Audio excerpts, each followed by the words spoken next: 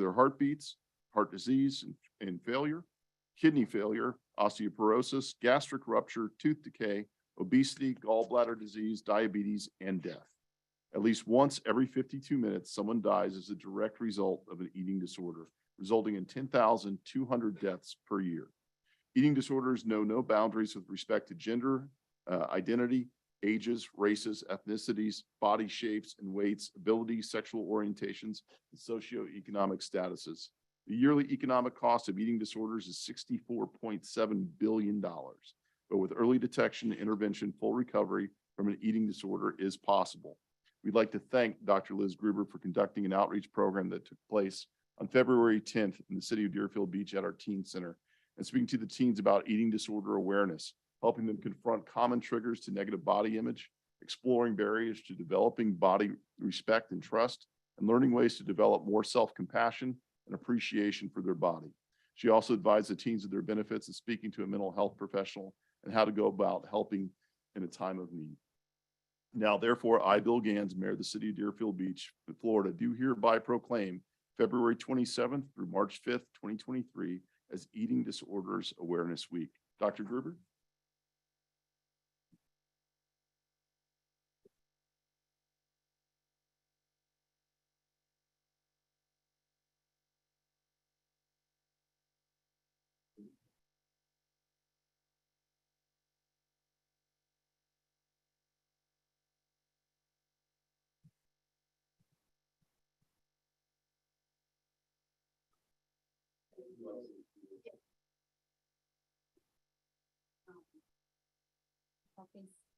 This way. Yeah, you can face us, but they can hear you. Okay. All right. I just want to thank you for this recognition on behalf of Home for Balance Psychotherapy Group. We're a team of clinicians that care a lot about the variety of age groups and backgrounds that are impacted by eating disorders. And in fact, they've actually increased, especially in teens over the pandemic. So there's a lot of stigma when it comes to eating disorders, and seeking treatment and help early on really helps saves lives. So thank you. Excellent. Thank you very much. Thank you. And now we have a presentation regarding the Southwest 10th Street Aesthetics Survey and recommendations.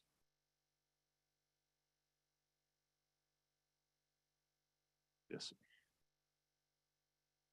Good evening. Thank you. My name is Will Swero. I'm with HDR. We're an engineer and consultant hired by FDOT. FDOT project manager, Ms. Vanita Saini is here as well.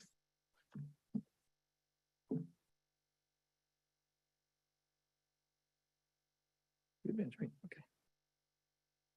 So jump right into it. Like the mayor mentioned, we're here to present an effort that's taken place over the last close to 6 months, a little bit longer, to evaluate the aesthetics that would be applied to structures on Southwest 10th Street connector. Just to orient a little bit of the background on this map, there's 2 primary segments of Southwest 10th Street that would go to construction. On the right, the orange, that reflects the Southwest 10th Street connector with I-95 interchange in orange. To the west, the red portion, that's the Southwest 10th Street connector.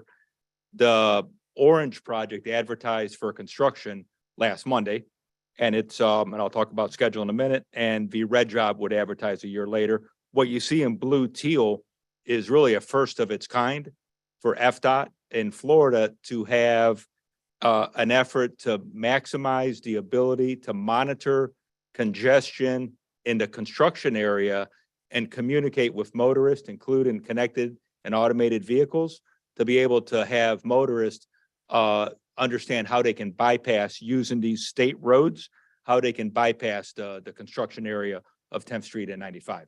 So like I mentioned, it's a first ever project, and that actually is going to be awarded to a contract, and the construction would begin well before the construction on 10th Street. So we maximize its ability to serve as it's intended. Next slide.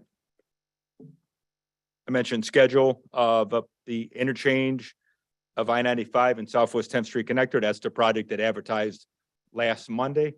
The procurement process to get the best value for FDOT It takes close to a year. It'll be the end of January of 24 when that project team is awarded. It takes about another year for design and permitting. So we really don't expect to see construction on the interstate until the end of 24 into early 25. The western portion, west of 24th Avenue, that advertises for construction a year from now. And that would also take about a year of procurement. And construction on that would not be till the end of 25, early 26. Next slide. So Southwest 10th Street Connector consists of two primary systems. This exhibit it depicts looking west. On the right, that's the north side, that's the Southwest 10th Street Connector lanes. On the southern portion of the right-of-way is local Southwest 10th Street. You can see it's the same capacity that we have today. And further south, we've maximized the green space between the single-family residential on the south side and local 10th Street. We also depict noise barrier walls. The community gets the final say. They have to obviously support them, and that process is ongoing right now.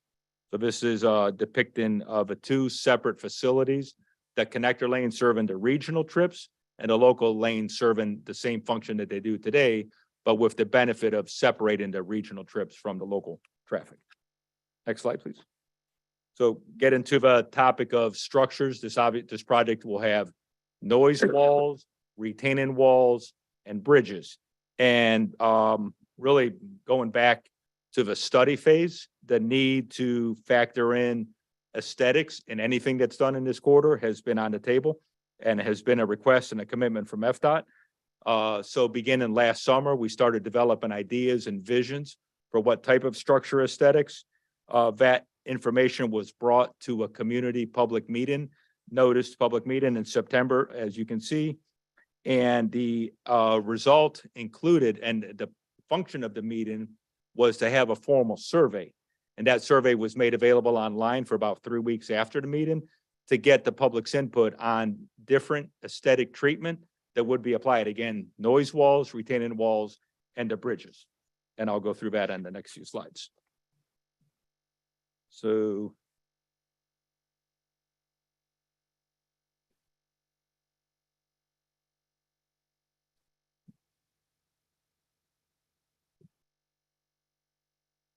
This is not what the retaining wall will look like. exactly, right, right. Okay, In the back there, no, good. little We're different. gonna have a lot of complaints. A little lighter in it. Okay, great, thank you. So this simplified line diagram displays the structural elements, whether they're bridges, noise walls, or retaining walls that were evaluated for different structural aesthetic options. One of the things that was presented to the public and seemed to have really good support was having a western zone codenamed Sawgrass Zone, and the eastern portion of the corridor being seagrass. And the color themes that followed matched the western portion versus the eastern portion. And you'll see that on a few of the additional slides. Next, please. So those aesthetic elements, the input was gathered at the charrette by the bordering communities, and different even shades and tones of the colors, whether it's the western portion with the sawgrass or eastern seagrass. Different color themes were presented to be able to get input, and the consensus was all tabulated, shared with the public and shared with the city. And the renders that I'll be showing here are the composite result of that work. And again, on the right side, you can see all of the elements that will have some element of structural aesthetics. Next slide, please. So this is it's really like a close-up view of noise barrier walls. In this case, these walls are approximately 22 feet tall.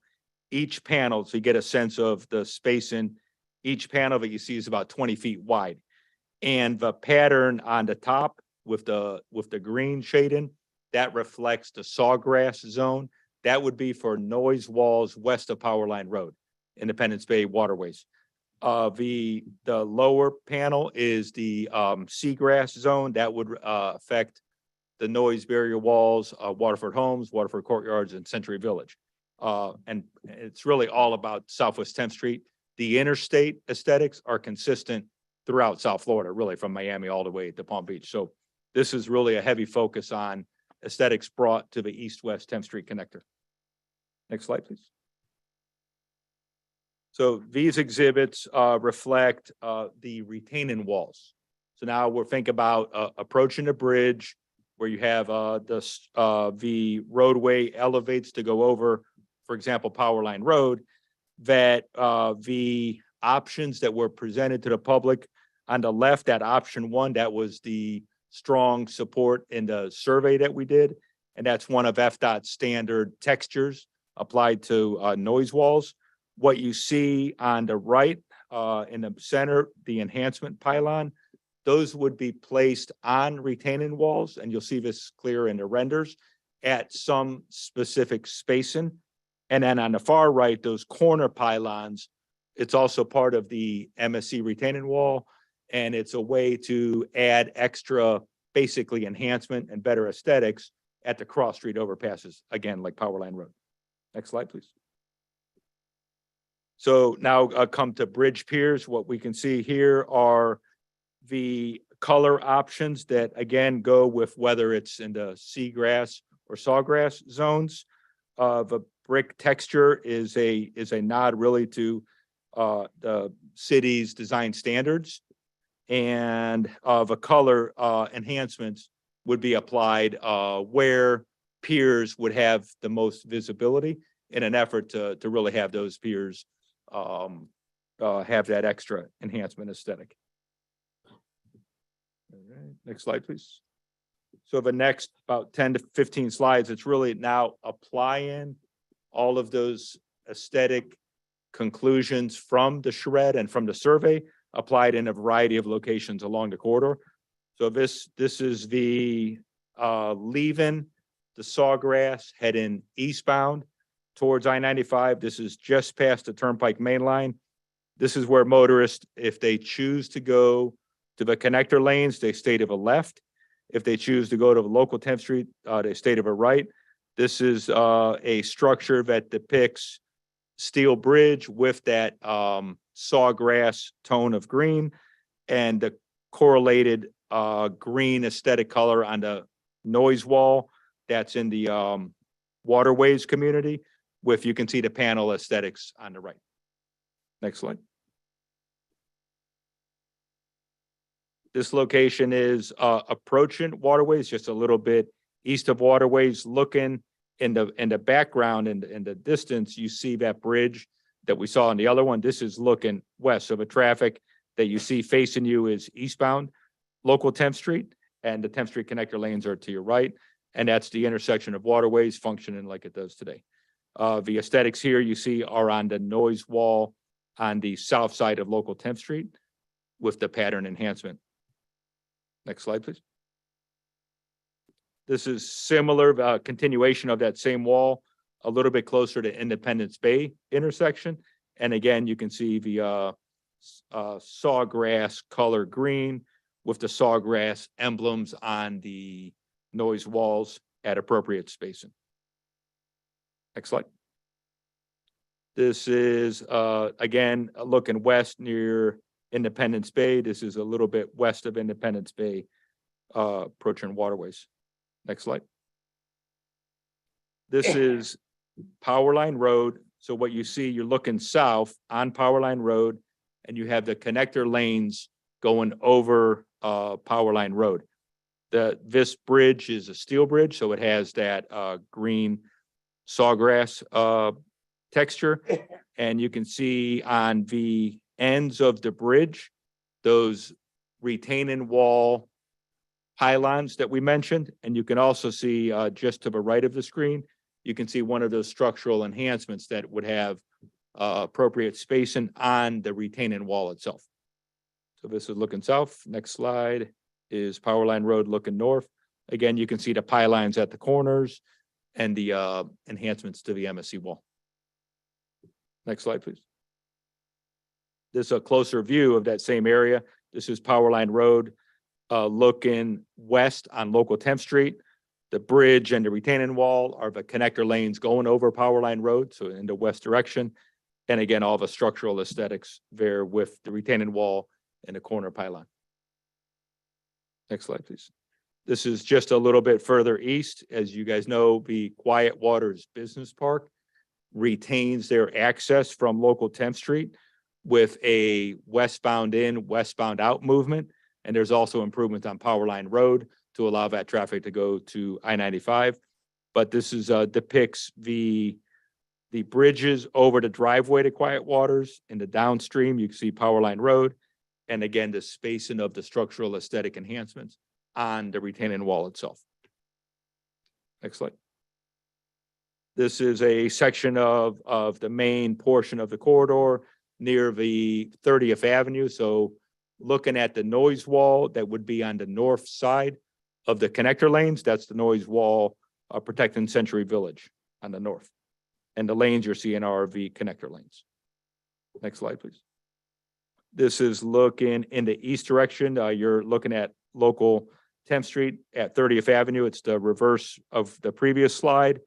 So you can see local 10th Street running east and west. On the left, you can see the connector lanes, the noise wall, same one we were looking at on the left is Century Village. On the right, this is an area with the extra green space and the shared use path against the southern portion of the right of way against the noise wall. Next slide, please. This is near 28th Avenue. And you're looking here in the southwest direction, you see the shared use path against local 10th Street, the extra green space, and the noise wall. This would be Waterford Courtyards, Waterford Homes type area with the south side, and it's the seagrass theme. Next slide, please. Moving this kind of overhead view. On the right, you can see the 4-lane connector lanes. On the left, 4-lane local 10th Street. I believe that's 28th Avenue, and you can see noise wall, seagrass theme on the north, and also seagrass theme on the south for the structures. Next slide, please. Same Century Village noise wall on the north side of connector lanes, looking west near 24th Avenue. Now we are at Military Trail. This is looking north. The bridge structure at this location matches the bridge colors for the I-95. That's part of a kind of a regional theme of bridge aesthetics that's currently under construction at 595 interchange. Again, looking south, in this case, sorry, looking north. Flip next page, please. Now here, we're looking south also at Military Trail. Next slide. This is similar, a north and a south perspective. This one looking south first at Newport Center Business Park. So looking from the north to the south, you can see the ramps going to I-95. Next slide will be the reverse direction. This is looking north from Newport Center, basically at the Publix Distribution Center access road. Next slide. Now we're at the I-95 interchange. You can see the ramps going between 95 connector and general purpose lanes to and from the Southwest 10th Street connector and the reconstructed 10th Street Bridge over I-95 and all the local movements with the service interchange ramps. Next slide. This is the last slide. This is basically at the far eastern end. BrandsMart is to the right. I-95 running north-south, left to right. And this is looking west towards the ramps tying in with the connector lanes and all the local 10th Street reconstruction over 95. And then Benita Signey's contact information. Commissioner Preston and Commissioner Parnas. How long have DOT been, have they been erecting the noise barrier walls? How long have they been doing that? 80s. Okay, so since the 80s. 80s, has there been any variation in those walls? Yeah, I would say so, and different states do it different ways. But yes, in Florida, there's been variation. They've for the most part, they've gotten easier, more efficient to build. And there's also the ability to go higher if the noise wall is ground mounted. Historically, some of the interstate ground mounted walls used to be as low as 14 feet. Now, I don't think you'll find a ground mounted wall on the interstate anywhere that's less than 20 or 22 feet. So they're much more effective. So, when you're judging their effectiveness, do you have, data that tells about their effectiveness as it relates to noise? In other words, in the eighties, are you erecting the same thing that you're doing today in Mm. terms of just noise Mm. itself? I would say it's been a trial and error. And the computer revolution has much more sophisticated models. The techniques, the technology that a noise specialist employs today wasn't even conceived of. It was all manual. It was logic, rule of thumb, just experience. Now it's much more scientific, much more, a much better ability to communicate to property owner what the existing conditions are. The models are all calibrated. We can check with and without the walls, what the conditions would be with the expected increase in traffic. So much more sophisticated modeling. So this project, when it comes to Deerfield Beach, will be less intrusive as far as noise is concerned. I would say so, definitely. Commissioner Parnas. Let me ask the police chief, do we not have a 50 decibel noise regulation in the city?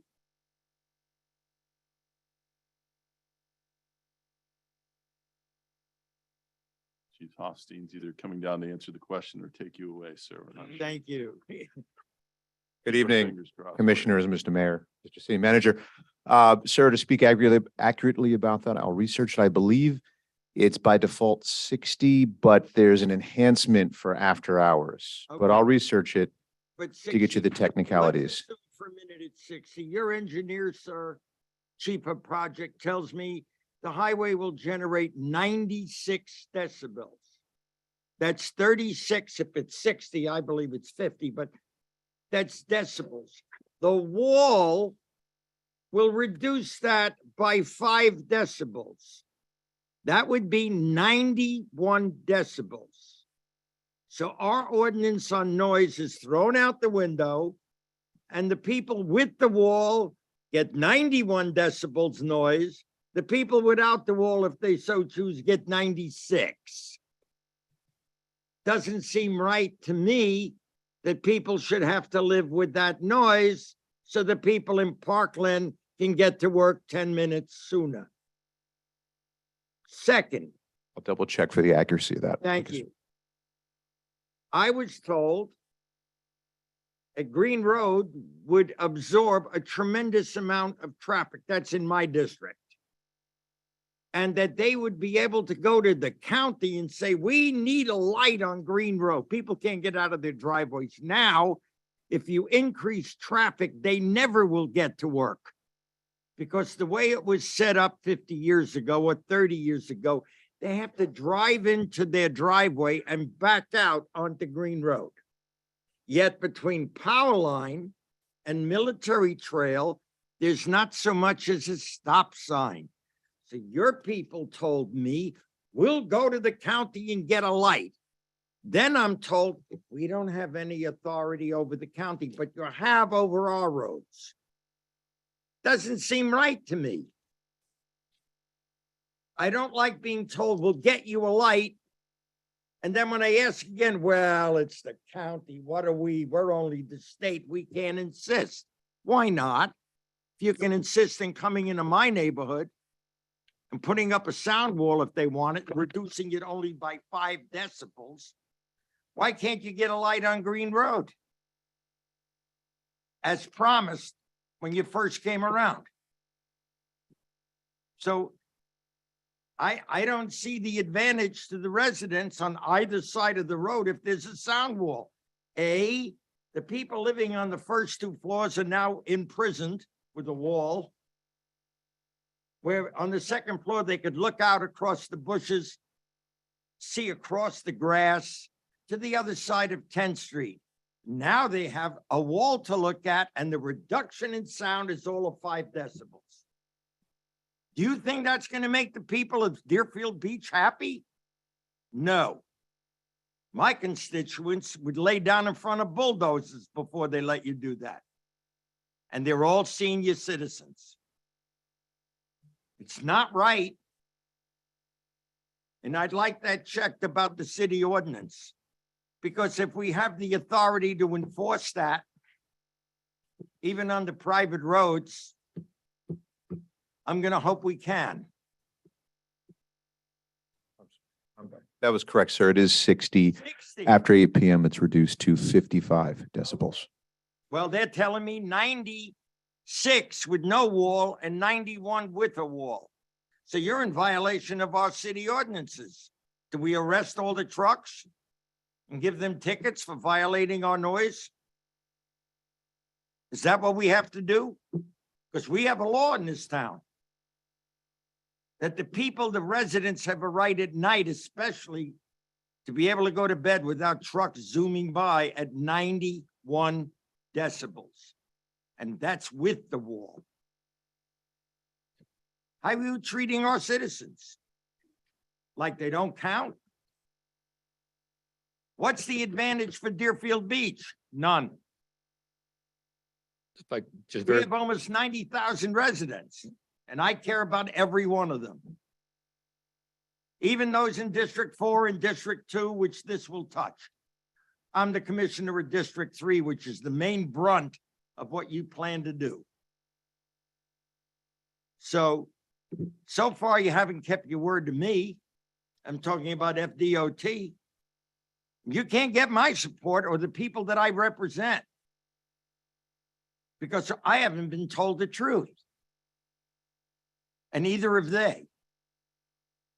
The people that live in garden apartments along 10th Street will now see a wall and have, instead of 60, 91 degrees of decibel noise.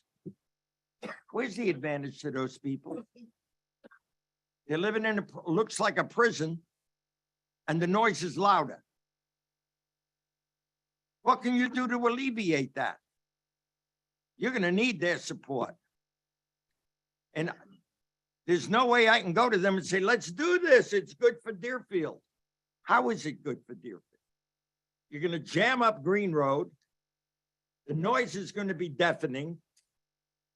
And what advantage do we get out of it as a city compared to Coconut Creek and Parkland, who are going to zoom up the 75 and able to get, instead of going on the turnpike before they get here, which goes north and south, which has tolls, they get to I-95 where there is no tolls. The people that live in $1 million homes on Parkland can't afford the turnpike tolls, so you're going to give them a way to avoid it.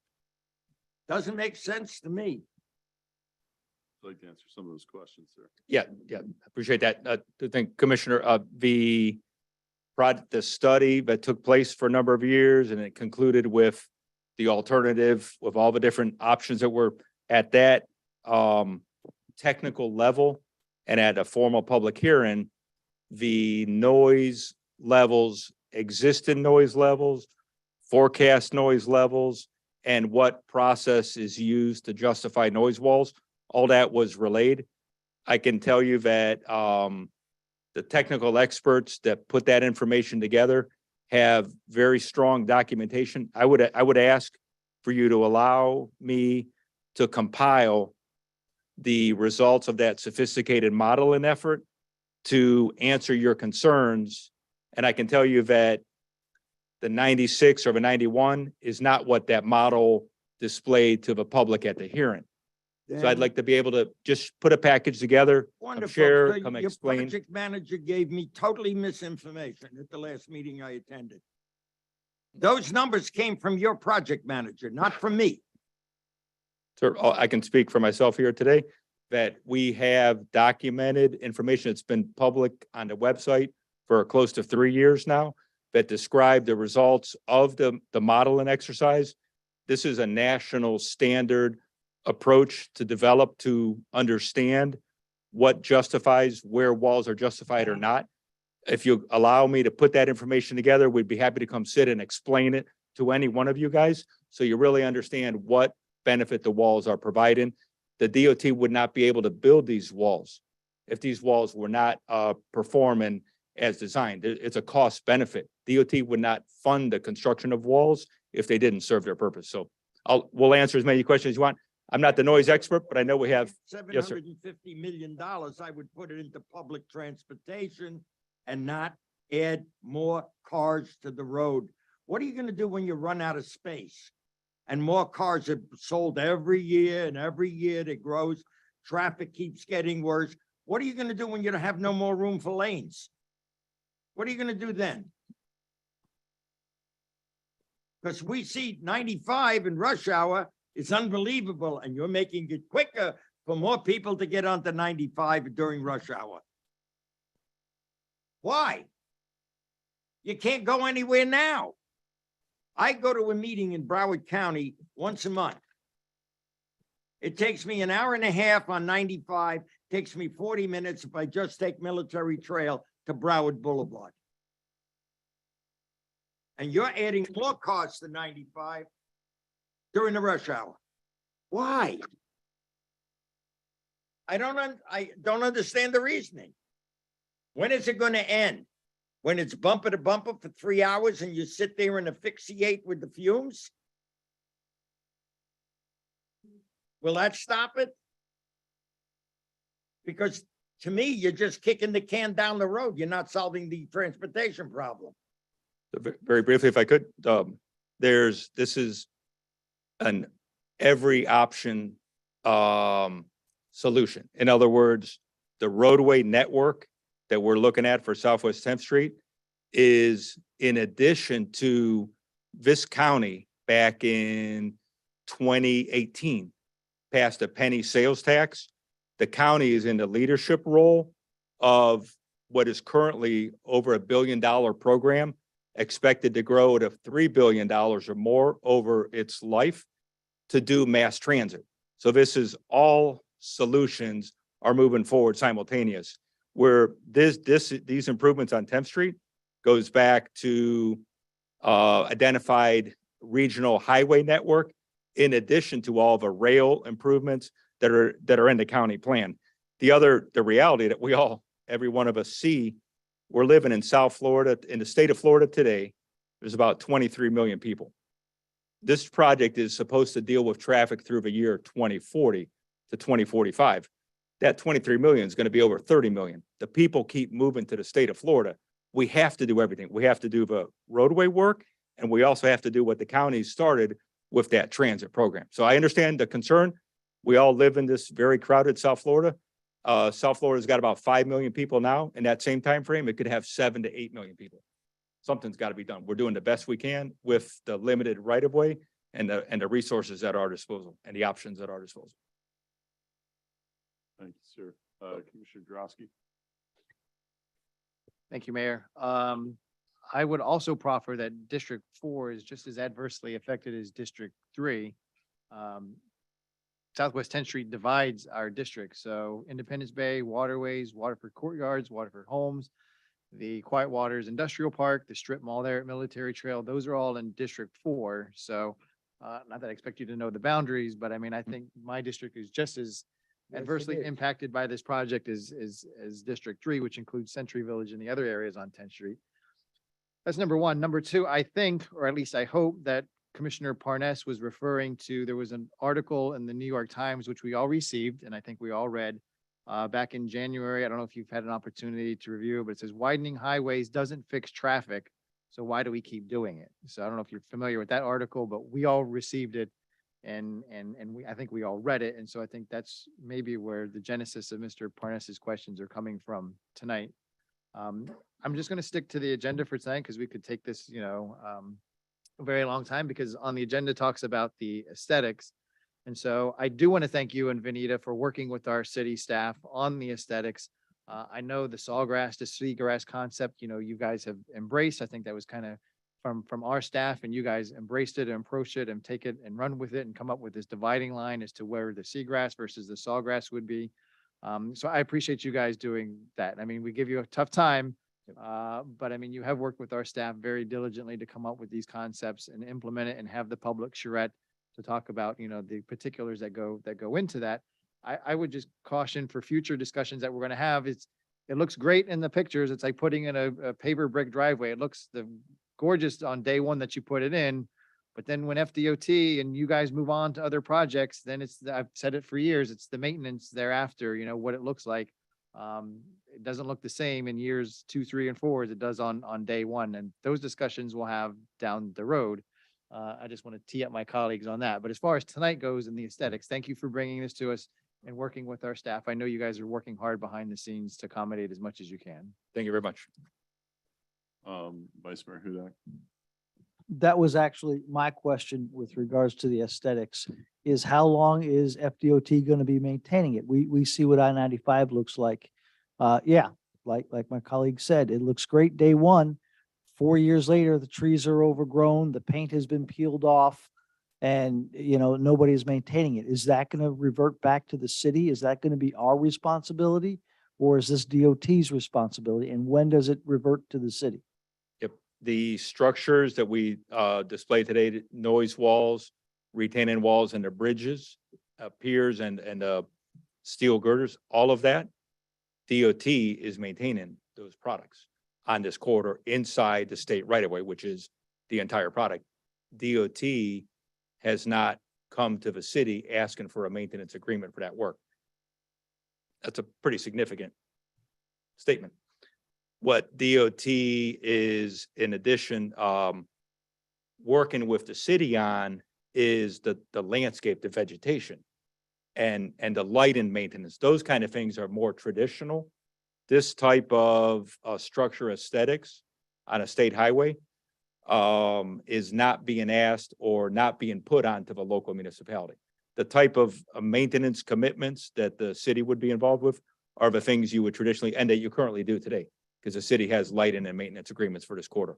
And that would be for local 10th Street, not for the 10th Street connector lane. So short answer is everything that we displayed today for structure aesthetics, this FDOT is not asking the city to enter into that agreement. Thank you. Thank you. Look, I'm not going to beat a dead horse. There's a lot of old arguments can be brought up, but I think it's important for some of the people that are here because I think it's probably new to a lot of them. This has been going on for 6 years now? We've been doing this. The train left the station on this the minute the MPO made the vote to move forward with this. This is something that they've been wanting to do since the 80s. And the minute that vote was held by the Broward MPO to move forward with this, the train left the station. The Sun Sentinel recently wrote about how excited the governor was and what a big deal it was to fund this project and move this forward. And suddenly the Sun Sentinel forgot that they've been covering this story for 6 years and decided to write about it. I don't think that was very significant to me because it wasn't a shock to me that the funding was there. Funding had always been there. From the very beginning, we told the funding would be there. We told the funding would be there to the upwards of this being a $1 billion project. So actually coming in at 750 is surprising. What was significant about that and the governor's involvement in it, it's the only project that I believe was earmarked for Broward County that was approved up by the governor's office. So that should tell everybody that this project was going to happen, whether we wanted it to happen or not. And I can tell you many of us didn't want this project to happen. And we've been fighting it and working on this for upwards of 6 years now. That is not to say that this isn't needed from a regional standpoint. This is not to say that this solution doesn't fix some of the issues we have over there. The development of waterways in Independence Bay, especially waterways that has one entrance and exit, that's a deceleration point of the Sawgrass Expressway to 10th Street. You know how many collisions that are there? You know how many fatalities we've had there? It is a dangerous intersection. That was allowed to be approved and move forward by generations ago, people that sat up here on the county level. Independence Bay was the same way. That was originally all industrial and they allowed to do residential in there. You got major entrance and exit on 10th Street and one auxiliary exit on Power Line Road. The design was very poor and it's been set up to be the travesty that it is now. The decibel level, I would say right now, exceeds what our city rules are. I would bet that that's what 10th Street existing now exceeds that. So while I understand that argument, keep in mind that the sound walls, and this is the one thing I will say about this, is that the public has been fantastic in giving their opinion on this. While we haven't been able to stop the project, we've been able to mold this project. This thing would be nothing but a giant stretch of highway elevated that would just run through our city and connect. The local traffic wouldn't have the access points that it has. You wouldn't have these aesthetics that are unparalleled. And I think in a lot of projects from FDOT, we haven't seen this type of thing. And all of this has been done with public opinion and approval on this. Now, the opinion usually is don't do it, but if you're gonna do it, here's how we want it to look and here's what I want to happen. If Century Village doesn't want a sound wall, they're not gonna get a sound wall. Well, you just said that they did, so I don't know whether they I do or don't know not. whether they did or not. The Well, we're- vote hasn't been Right, taken. but we're gonna find out. But every neighborhood has the right to put up a sound wall or don't put up a sound wall. And you're right, the decibel, the 0.5 is 5 decibels is very small. But I can tell you right now, I've been fighting since I've been in office for 14 years now. And even predecessors before that along the turnpike, who people over there in those neighborhoods on the western portion of our city desperately wanted a sound wall. FDOT doesn't build sound walls unless there's new construction. That's part of the rules that they have in place. It's going to be up to the residents. And the fact that the residents have attended these meetings, participated for the past 6 years, and you guys have worked these into the plans as best you can is appreciated. I don't appreciate a lot of the things that have happened in this pathway to get us here. I don't appreciate even a lot of the things that are happening in the current project.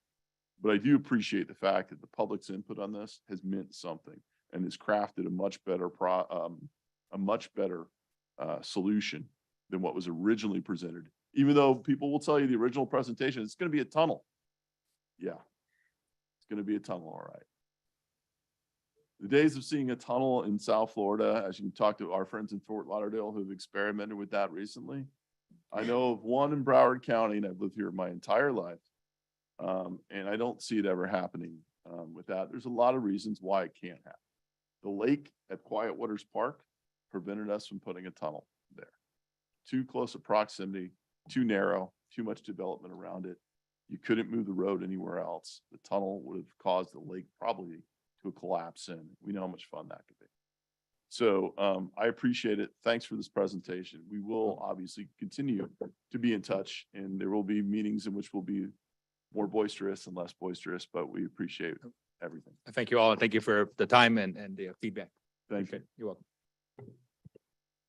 Okay, we are now at the public comment portion of tonight's meeting. Persons addressing the commission shall state his or her name and address and may speak for 3 minutes unless extended for 1 additional minute by the mayor. This is the time for public comment on items that are not on tonight's agenda. If you have public comment on an item that's on tonight's agenda, the time to do that is after the title of that item is read into the record and the public comment period for that item is open. No comment shall be made related to the personal life or personal qualities of any person, and no language which would offend persons of ordinary sensibilities shall be permitted. Is there anyone from the public that care to speak? Mr. Shinetsky? Good evening. My name is Daniel Shinetsky, 34 Keswick B, Deerfield Beach, 33442. Good evening, commissioners. Deerfield Beach has some beautiful parks, Village of Hillsborough Park, Sullivan Park, Ovida McCune Park, and just recently, there was a construction in Pastor Willie James Ford Senior Linear Park. A beautiful fitness center was put in there with artwork by the famous artist Jean-Michel Basquiat. It's a whole fitness center. I went there. It's beautiful. And I think it's great, but I just want to maybe propose something to run by the commission. Our neighbor Coral Springs just approved on January 11th, putting automatic external defibrillators or AED and stop the bleed kits in their parks in Coral Springs. I had an informal discussion with the parks director, and she said that Deerfield Beach parks do not have these AED and stop the bleed kits. And I think it's very, very important to have them. I know cost-wise, the cabinets, I know for Coral Springs, it's going to cost $175,000. And the monitoring maintenance service will cost an additional $34,000 over the next 2 years of them constructing it. But they've also used funds with the American Rescue Plan Act and with the AED, American Rescue Plan Act. They plan to get a contribution of $105,000 using these funds, an additional $30,000 in grants. So that really cuts into the price. And I think these life-saving equipment is very important. The great thing about these AED and lead, stop the bleed kits, they're very easy to use. No certification is required, just basic training, awareness training, and anybody could use them. Based on the American Heart Association, they recommend that these cabinets should be centrally located throughout the parks. Each cabinet would be no more than about 90 seconds to and from any points in the park. Now, I want to bring up that just recently, January 2nd, a 24-year-old prime athlete, Damar Hamlin, had a cardiac arrest while making a tackle, playing for the Buffalo Bills. So it could happen to anybody. And in speaking with the parks director, she informally mentioned that I think a 30-year-old soccer player had a heart attack at one of our parks. So I think these AED kits are very, very important. I think the Stop the Bleed kits are very, very important to put in our Deerfield Beach parks. So I just wanted to propose that. I also wanted to put out that each year, according to the American Medical Association, there are 350,000 cardiac arrests occur outside hospitals in the US. And according to the American Heart Association, 9 out of 10 cardiac arrest victims who receive the shock from the AED, can I take another minute?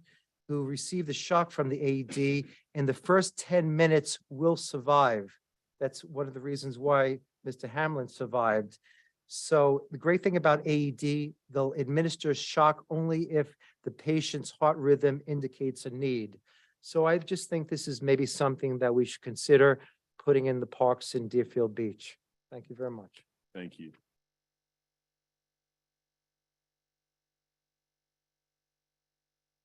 Hi, Patricia Saunders, 252 Southwest 34th Avenue. Nice to see all you guys tonight. You haven't seen me in a while. She's gonna come talk about the neighborhood because I don't live in the neighborhood, but neighbors are complaining about trash, tires being left on lawns. I believe the area Ellis Street. Is that Pinewood area here? Alwood. Right.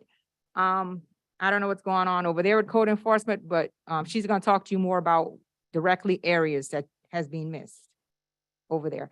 Another thing I would like to ask you guys for Quiet Waters Elementary School, there's a couple things that they need help on. What they're trying to do is they're trying to get some sponsors or help with, because outside of the school, I know you've been there a lot. Outside of the school, there is no shelter for the children, like when it rains and the sun. So they're trying to get some type of help to get that there for them. So you can contact Nora Rupert in regards to that. Okay, thank you, guys. Thank you. Hi, my name is Alvina Harris, 116 Northeast 6th Court, Deerfield, of course. So yeah, down Deerfield Avenue, First Avenue, all those streets over there in the waterfront area, we have all kind of trash and debris every day. I've complained to Mr. Preston about it, illegal dumping, they dump tires, trash, furniture, all kind of stuff over there, and it's left over there for like weeks and months. It's such an eyesore.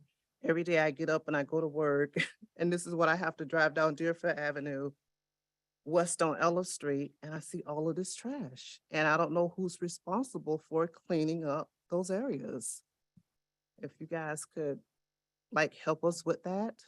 I don't know if it's illegal dumping, code enforcement, but it's really an eyesore. In our community, I mean, our neighborhood, we deserve better, so. I have a question for you. Is it in residential yards or is it in some of the empty properties? Empty properties. Empty properties, because I Yeah. see it in the residential yards as well. But they think because it's bulk trash, they put it out every single day and it shouldn't be happening. Well, I'm not really referring to that because my neighbors, I live on 6th Court and I don't have any complaints about them. I'm really talking about those big empty fields like on Sure. Deerfield Avenue, Northeast 5th Street, Ellis Street, when you're driving down, like in front of those warehouses, Yep. over by the Senior Citizen Center, that street behind there. Just trash, cans, furniture, tires, and I don't know who monitors that. Every now and then they'll come and clean it up, but really it's a daily problem and nobody really responds to it. So that's all I have to say. Thank you, ma'am. Mhm. Yes, sir. Thank you. Daniel Turner, 1278 Southeast Seventh Court in Deerfield Beach, of course. Mr. Mayor, lady and gentlemen of the dais, Mr. Manager, Mr. Attorney. Haven't been here in a while. Nice to see you all. As Mr. Santucci and the city attorney know, and maybe some of you directly know, on one or two occasions, I've been held accountable by the city for some transgressions along the lines of code enforcement issues. And with some abatement and some consideration for maybe my charming personality and some of the contributions I've made to the city, one or two, I've been given some abatement and consideration, and I appreciate that. But at the end of the day, I was still held responsible and accountable. And so that's what I'm here to talk about tonight. And so it's accountability both on a corporate or institutional level, as well as on an individual level. Now, I won't call out any individuals here tonight, but I'll speak to some transgressions that I believe individuals are accountable for here on the panel without speaking to them individually. But corporately speaking, and to draw a parallel, there's a company up in New York, Trump Company. They were held criminally liable for transgressions as an entity, like the city is an entity. Mr. Mayor, you're just a representative of ours here in the city, and very unlikely that you would directly look to be held personally accountable in a legal or criminal context that way. Not to mention there's all sorts of, immunities and other things that might apply legally. Our attorney would speak to those things.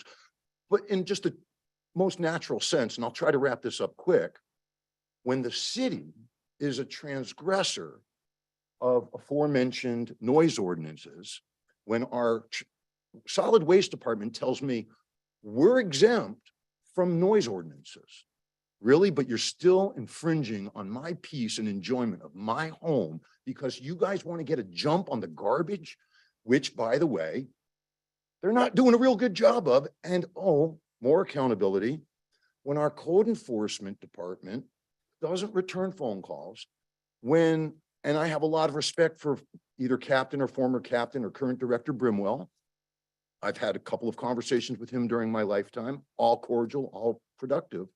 But when I leave several messages for him, and they're not returned, and I call code enforcement and they're not returned, it reminds me of a prior, since he's not here, city manager who didn't return phone calls and didn't really give much of anything about this city, as evidenced by, I think, what we all either know or don't know or assume. I'll wrap it up. Noise ordinances, code enforcement. No, by the way, according to code enforcement now, I can't make an anonymous tip. So you're going to rat me out to my neighbors, but I can go to the FBI and I can get you guys on something that I might have as a confidential informant. The feds will listen to me confidentially, but you guys won't. What's the incentive for me to come forward if I'm going to suffer retaliation from people? Oh, by the way, I've been the result of anonymous complaints, so it doesn't flush with me. And finally, if any one of you do not uphold all the rules and regs of this city and the state, whether it's campaign rules, whether it's driving like I drive, our sheriff's department will tell you anytime they see me, I'm doing the speed limit or less. I've told you all that numerous times. I call and I want to know why Sergeant Atkins and Mr. Brimwell don't get back to me about speed issues in our city. They cherry pick, the motormen sit around and cherry pick spots where they can write tickets all day and they leave other communities completely Thank you, unattended. Mr. Turner. Appreciate it. If you guys will just Thank allow you, me, Miss. No, I'm going to not. remain civilly disobedient from here Uh, forward until you guys all do your jobs. And obey the Please rules. do. Thank you very much. Oh, thank you. Thanks again. Campaign signs are part of the rules, guys. Very aware. Thank you. Anyone else? Then let's Yes, ma'am. enforce Come the on rules. up. You know what? You can keep running your mouth. We've already heard you, sir. Yes, sir. Couple I'm sorry. I times. wasn't running my mouth, Your Honor. Yeah, you are. I apologize. And if you want to berate some of our female staff when we're not here, if you continue to do that sort of behavior, that's the kind of thing that it's going to be problematic. I'm sorry. Well, I'll talk to you after the meeting. I would love to talk to you, just you and me after the meeting. Okay? No, happy to. Happy to, Mr. Turner. Thank you. Okay. You're welcome, Your Honor. Again, Appreciate that. Ms. Peggy Ross, 103 19th Avenue, Deerfield Beach. I would like to thank every single person who had anything to do with the Festival of the Arts and Pioneer Days. It was a wonderful event. I love it every year. I kind of miss the two events and I hope it goes back to that. But there's a lot of people that go in and do a lot of work for that. And I want to be sure that they're all thanked. Thank you, Ms. Ross.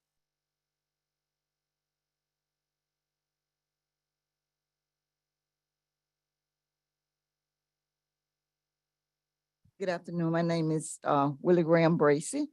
And I just want to commend one of the sanitation workers on last Sunday. They had a party at the park and somebody came by and they threw all their trash over in my yard. So like, I called the police. So he came. And so the guy that picks up the trash on a Sunday morning, he came by. So I told the police, I said, I can't hold my head down because I hit my head. So the guy said, okay. He said, I'll come over there and pick it up. And he got his stick off his truck and he came over there and he cleaned my yard up. And I'm not gonna mention the guy's name, but I called his supervisor, but I got his secretary, I told her to tell him. So I guess she tell him. His first name, I'm not. I know his You don't want last to tell name. us what you're going to tell us. No, I'm not gonna tell you his last name. His first name is Jesse, but I'm not gonna tell you his last name. That's okay. But he was really, really nice. I looked out the window, he was out there going down in my yard, picking up all the paper plates and the cups and everything that somebody threw the whole bag over in my yard. The city attorney's squirming because he's not supposed to be on private property, but I'm really glad he did it. I'll just say Yeah, that. well, I mean, I told him I couldn't hold my head down because I had fell. And so he said, well, okay. He said, I'll just clean it up for her. So that was really, really nice. That's awesome. Uh-huh, yeah. Thank you.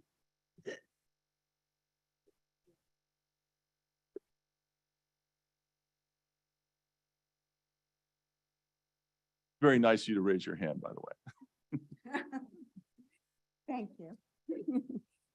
Hello, my name is Patricia Link. I live at 252 Ventnor Ave, Century Village.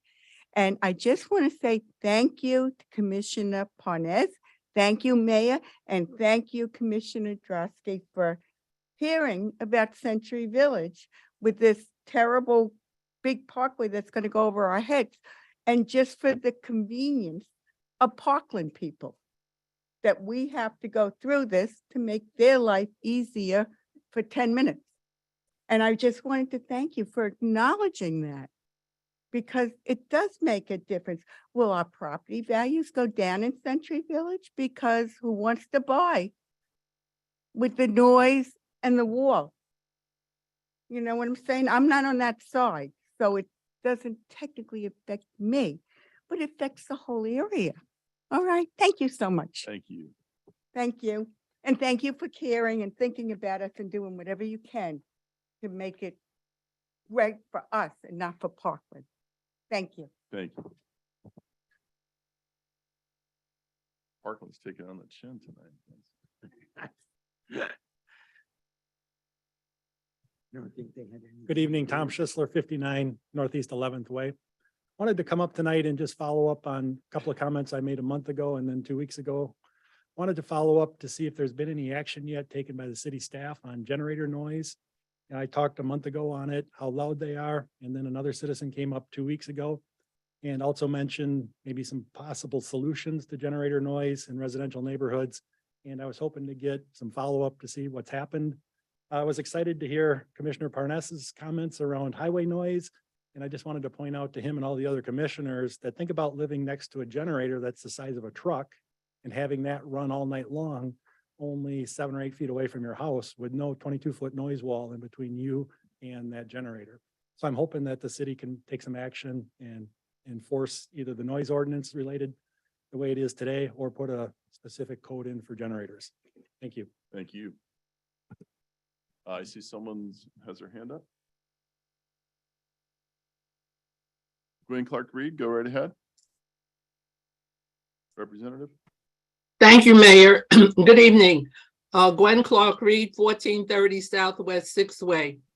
Over the weekend, I received a piece of literature at my door with the city logo on it from one of the candidates running for District 2's seat. And Mayor, I think that is definitely a no-no. And I think someone needs to speak to the candidate about that and not to let it happen again. Thank you. Thank you. Yes, sir. Do you want to come up? Good evening, Wilson Moore, 331 Northwest Second Terrace. Wanted to get some information about the proposed sewer project that's supposed to be like around Northwest Third Court and Northwest Second Avenue. It's in Alwood Homes to alleviate the flooding that continuously happens in the neighborhood. And we were told that the project had been funded or given money through the infrastructure project that the president signed off on at one of our local commission meetings. So I'm just trying to get a start date or when that project's going to start, or if you have any information regarding that, because every time it rains, it floods up into our house, all the way up to our driveway, and it floods the whole neighborhood in Alwood Homes and on Northwest Second Terrace and back towards the intercoastal bay that's back there. Also on Northwest Second Avenue and Northwest Second Street, that corner where the old water filtration system is at, they have like a black tarp that goes around there, and it creates blind spots coming out of some of those intersections, and you have to pull all the way out in order to see what's coming, and there's been some accidents in some of those areas before. So if they can, I don't know if they can make it clear or whatever they can do about that, it would help. And also with the code enforcement, once again, I agree with some of the people. It seems to be random on who they enforce codes on or how they do it in certain neighborhoods, because I can ride through the neighborhood and see a bunch. But it's like, well, is it random? Because we get code enforcements and we see the same things going on in other people's neighborhoods or other people's properties. They don't get any code enforcement. So we just want to know that. And I agree with some of the trash that's being dumped. If it's the property owner's responsibility, then we need to be contacting them, because our neighborhoods deserve the same treatment as other neighborhoods about people picking up trash and getting trash removed.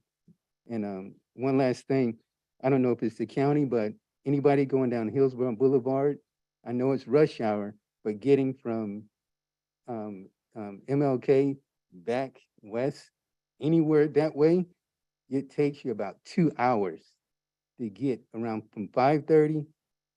It is horrible. It took me at least an hour just to get to the railroad tracks going west. And then besides that, it's still more traffic. I don't know if there's a study can be done, but it's pretty bad. I don't know if you go that way during traffic time and rush hour, but it's pretty bad going that way, going west. So if you can help us with that, thank you. Have a great evening. Mr. Wilson, I have a question for you real quick, if you don't mind. Yes, sir. I had advocated for that tarp years ago because I thought it, from an aesthetic standpoint, it made it look better, so we didn't have the dilapidated, the old water treatment plant there. You're saying though, you'd prefer to have it down and eliminate those blind spots? Well, not down, maybe they can take another look at it or something, because you do have to pull out past that stop sign to see what's coming both ways. Okay. And so if anything can be done about that, it'll be appreciated. Okay. If they Thank can you. take a look at it. Thank you.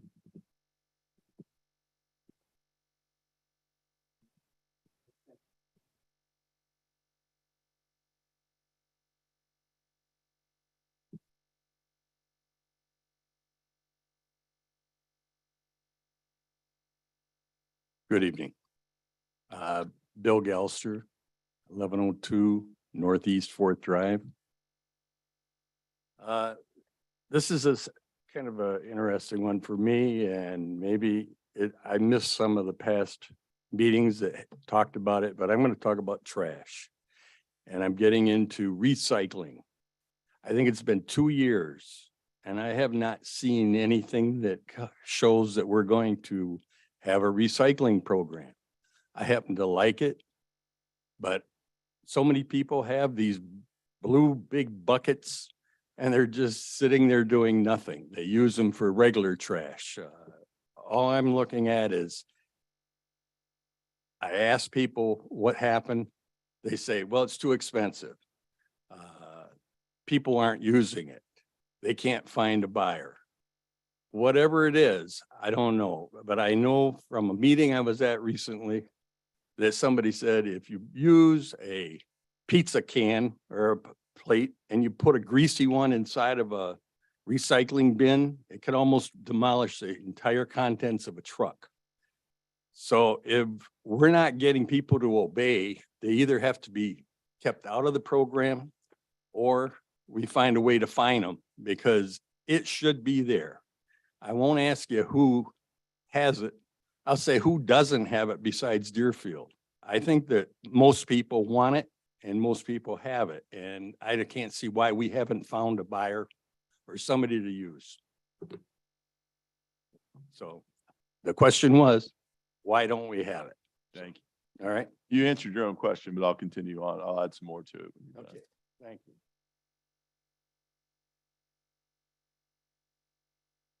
Anyone else from the public? Let's see any hands up online. Let's see anyone here. Going to close it to the public. Just to address a couple things really quickly. The AEDs in parks, we have them in all of our city facilities, but I don't think is that correct? I believe we have them in all of our city. We did that like, I think about 8 years ago or so, but we do not have them in some of our parks that don't have facilities in them. So that's an interesting concept to look at. And that'd be something to talk to our public safety director and our city manager about looking into. As far as the trash and debris, I've seen it there also. I guess she left. Okay. I've seen it there. I take that path. That's how I get to City Hall. So I've seen it there also, but I've seen it in other areas as well. So that might be a question that we need to talk about from the city manager standpoint with what we're doing with our bulk trash group that's supposed to be handling this. So I got a little testy tonight because I don't like people who are very polite here in public, but are absolutely viciously rude to people on a lower end of the totem pole in private. So for those kind of people, I'm going to stick up for my staff. To those people, I'm going to stick up to my staff, for my staff. I don't tolerate that stuff. Be a man, say something to me before you start calling some woman on the phone or male on the phone, anybody, the kind of names that you can be called, or act the way that certain people do in public and private, and then come in here, be friendly in public. I don't really like that. The employee who cleaned the yard, whoever you are, thank you very much. That'll get me in trouble later, but thank you. Generator noise, I believe that is being worked on, looked at. We are exploring that. So thank you very much on that. And I will say this also for those of you who complained about the issues with the homes being built to the size that they are, with very clearly using it for more than just housing. Because when you have a conference room being advertised in there, I am taking that advertisement up to Tallahassee with me to talk to the state about that. As far as anonymous code enforcement being required, that's not a city of Deerfield Beach thing. That is a state law that was passed. So once again, thank those up in Tallahassee for putting a rule for the entire state on each and every one of us and not having home rule. So that unfortunately the way it is, and it has led to a lot of problems and a lot of people that aren't reporting it. But I served up here way before I was sitting up here in the official capacity. I served on the code enforcement board that we used to have. Code enforcement, no matter where we've had it, whether it be BSO or who we're using now, I have never been satisfied with code enforcement. It's either too aggressive or too lax, in my opinion.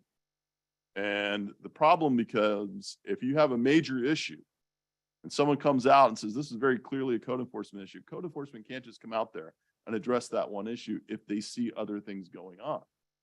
So now that becomes, you've reported this big issue, they're going to have to look at all the other violations around there. So damned if you do, damned if you don't. And it's very difficult to get it. I am not happy with code enforcement now, but I can tell you this, I am consistently not happy with code enforcement. So that's nothing new.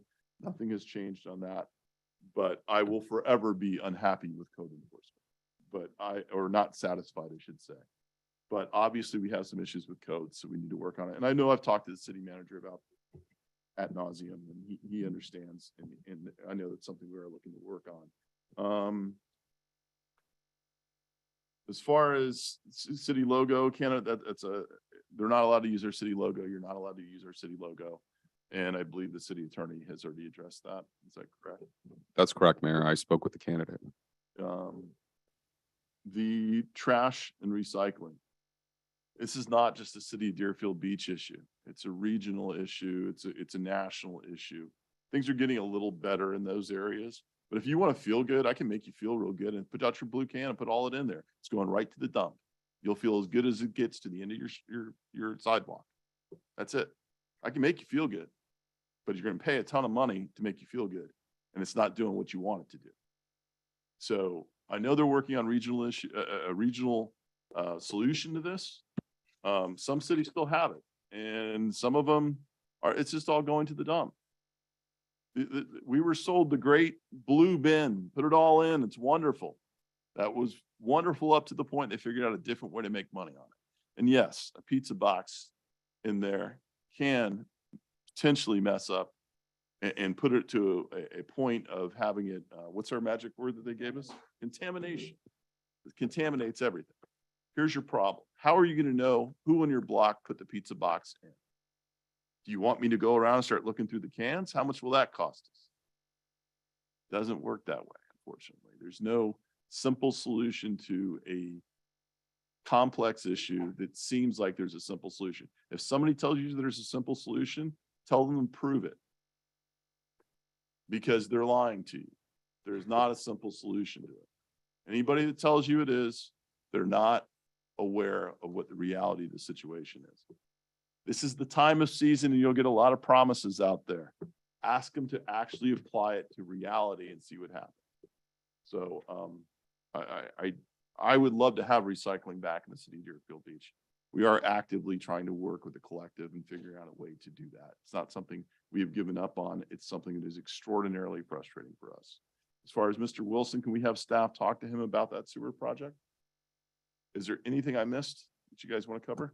Thank you, Mayor. Dave Santucci, City Manager. I do want to mention that I have discussed the Allwood area, particularly Deerfield Ave, and that is an area that we're looking at to improve from a code enforcement perspective.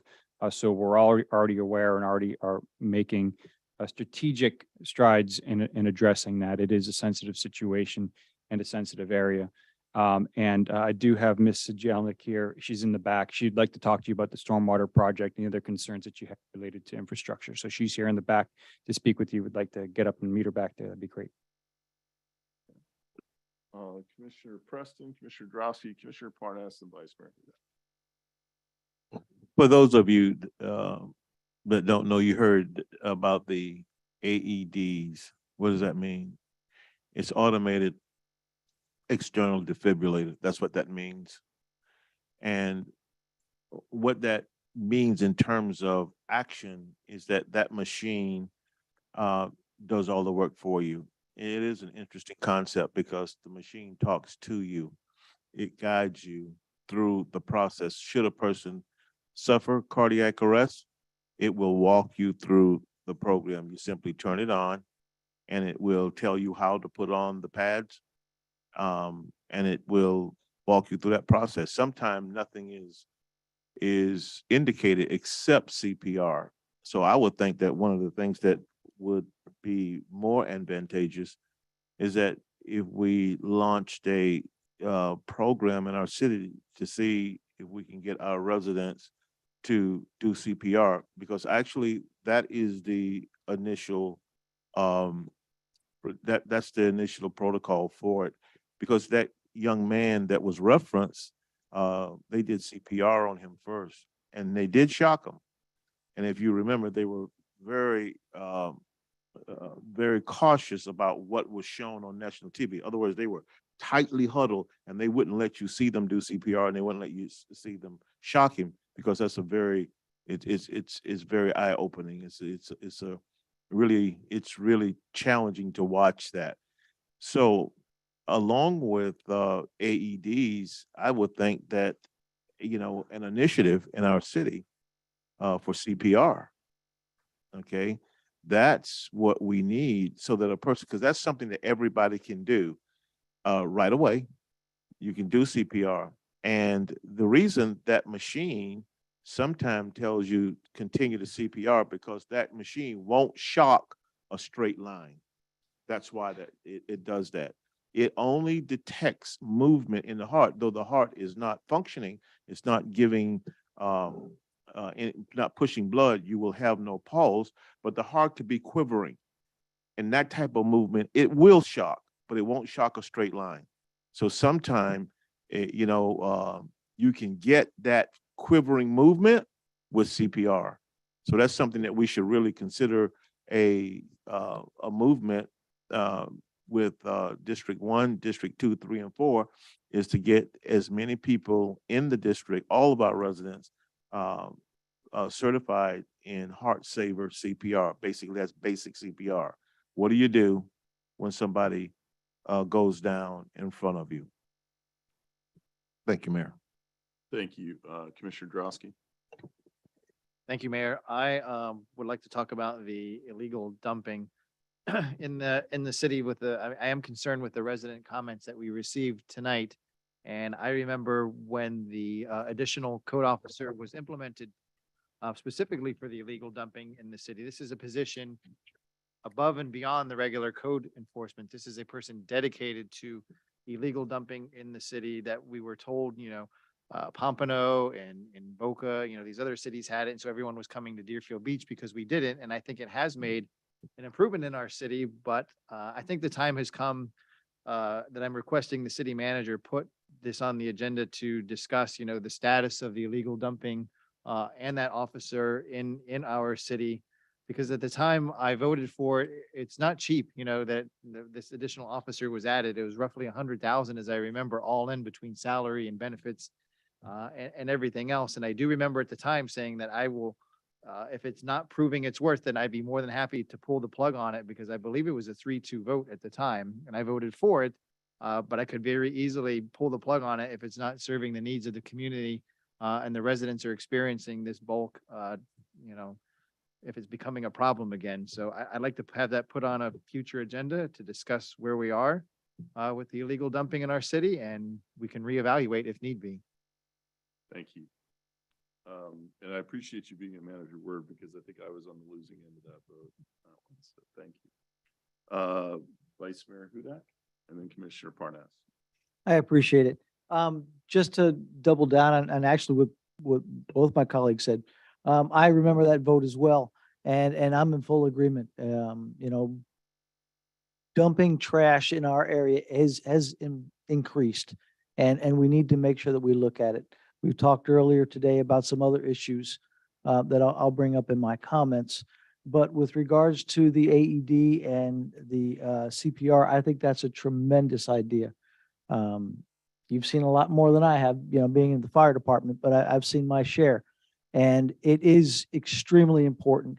Those of you, get trained on CPR. You can get it free from the Red Cross, and it is a lifesaver. Those of you who have little ones, they'll also teach you how to do the choke so that, if one of your children, chokes on something, I think that's a tremendous initiative that we should look into. And I thank you for bringing that up. I really do. That's all the comments I have. Commissioner Parnas.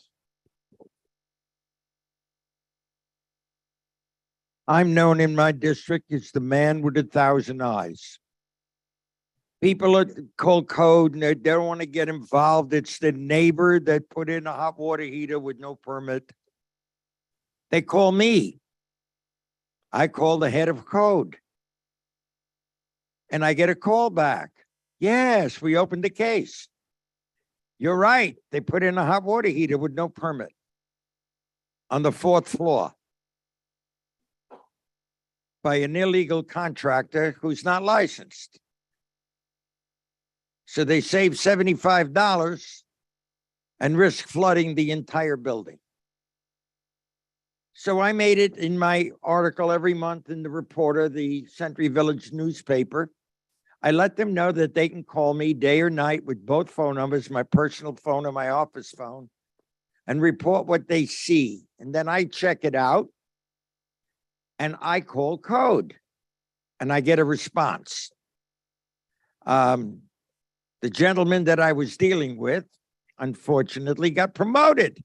And I have a new person to break in. But I can't tell my other commissioners how to handle this. But from what they tell me, what code tells me, the citations in my district have gone up substantially because I have 1,000 eyes looking, because the people that you save are yourselves and your neighbors. Somebody does electrical work and doesn't know what they're doing. They're a handyman. Now, why do we need a permit? Because the city sends an expert to inspect the work. Now, in my hot water heater that I just put in 2 months ago, we failed inspection. And so I called the electric company, which is a reputable company, and he came back. The reason it failed is the new hot water heater required a 30 amp in my box, and I had a 20 amp, which could overheat. Of course, he put the 30 amp in, and then we passed inspection. Without that, I could have had a fire in my apartment. So getting the work inspected is important. And you're not ratting out a neighbor, you're protecting your family. Think about that. Somebody on the 4th floor of an apartment house puts in a hot water heater and it bursts because it wasn't installed properly and has to be hardwired now. Can't plug it into the wall anymore. And 40 or 60 gallon tank goes flooding down and you live below him. And then you have a lot of damage. And your whole house is flooded. The rug's ruined. And you're screaming at your insurance company. Why not avoid it in the first place? That's, if you see something, say something. My people call me and I call code. I don't care what they think of me. I'm there for the people around me. My own building and every building that's in my constituency. So you're not ratting anybody out. You're protecting your property and the safety of your family. You see something, call. And anybody that doesn't get a reply, call me. I'll take the burden of doing it. I don't care where you live. I don't mind calling code. I get through to them. Okay, so it's, if people don't call, I'm afraid to call. I don't want to get my neighbor to, he'll beat me up. Call me. I'm not afraid to call code. Thank you, Commissioner. I appreciate that. Thank you. I will tell you, with this illegal dumping, when I first got in office, nobody called more than me, and probably nobody's still calling more than me, because in District 2, it is just, it's unbelievable. Everything from not just illegal dumping, but the other day I saw an actual boat, not the first time either, just a huge boat just sitting there where people come and dump. And they, District 2 has been unfairly targeted for this, and it's happened in all of our city. The point being is that we can't let any district in our city become a dumping ground. That's the bottom line. We can't allow any district in our city to become a dumping ground. I will tell you, every time that I have called BSO about that situation specifically, when it's in progress, they have always responded. Now, I had a constituent tell me, Commissioner, they're here right now.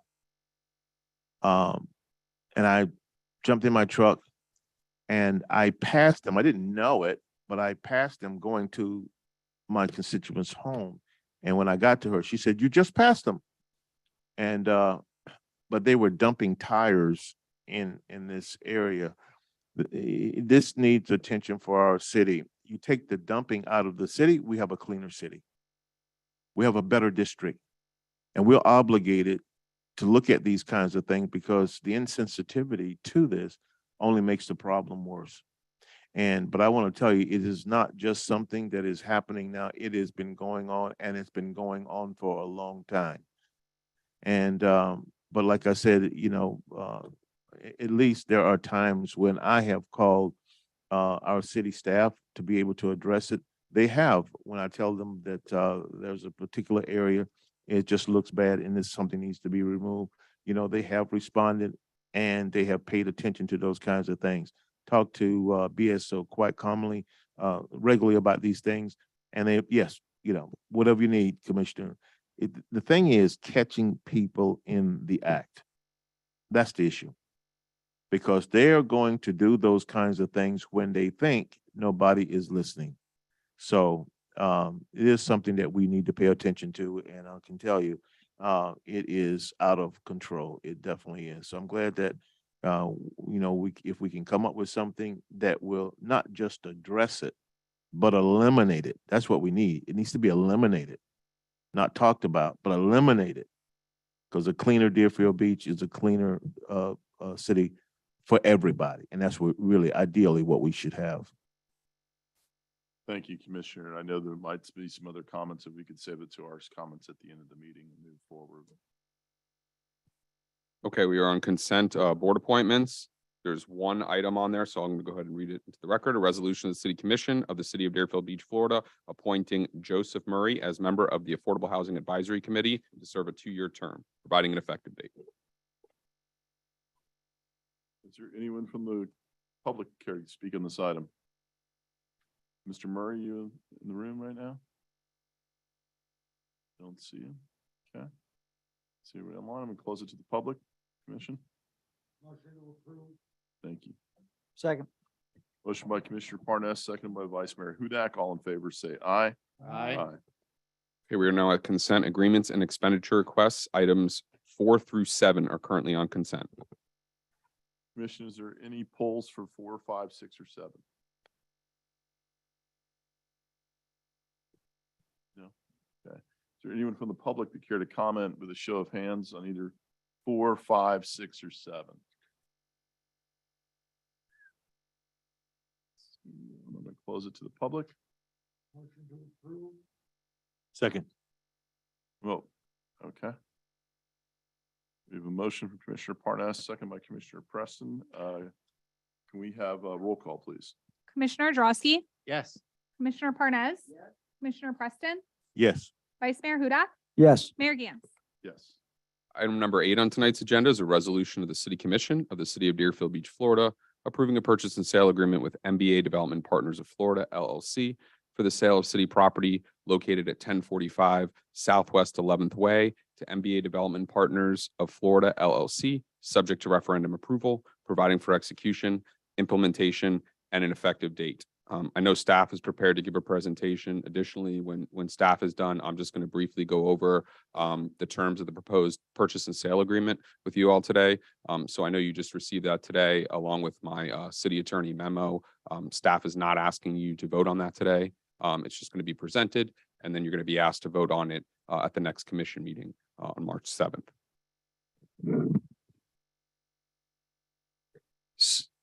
Good evening again, Dave Santucci, City Manager. Just to tee up the item and what we're talking about here, I'm going to ask that our city clerk show a brief video of the project that we're discussing, and then I'll have Mr. Soroka go into the details of the purchase and sale agreement. Thank you. In 1999, the 3.75-acre property located at 1045 Southwest 11th Way was deeded to the city along with adjacent property in the area by the Florida Department of Transportation, or FDOT. At the time, Deerfield Beach voters approved a lease of the entire property to Florida Atlantic Research and Development Authority, also known as FARDA, for $1 a year. In return, FARDA agreed to develop the property with a research and development, educational, or vocational use. Since 2005, the lease for the property was extended 7 times. Almost 20 years later, the property still sits vacant and empty. On February 15, 2022, the City Commission voted to deny FARDA's request for an 8th lease extension and the related proposal to build a 41,000 square foot office building for a payment of $3.2 million to the city. A market appraisal conducted by the city at the time valued the property at $6.5 million. The city issued a competitive solicitation with the assistance of a broker who marketed the property nationally to solicit proposals to purchase and develop the property. The City Commission approved a recommendation on December 14th, 2022 to award the competitive solicitation to MBA Development Partners of Florida LLC, the top-ranked firm. The proposed mixed-use project includes medical, retail, restaurant, housing, public access to rooftop green space, walkable green paths, and more. MBA proposes paying the full appraisal price of $6.5 million for the property. MBA's proposal also includes $7.5 million in community contributions for improvements to surrounding parks, roadways, transportation networks, and other infrastructure improvements. The city's charter requires Deerfield Beach voters to approve this sale because the value of the property is greater than $750,000. The question will be placed on the citywide March 14th, 2023 election ballot for your consideration. We encourage all Deerfield Beach residents to get out and vote in the March 14th election.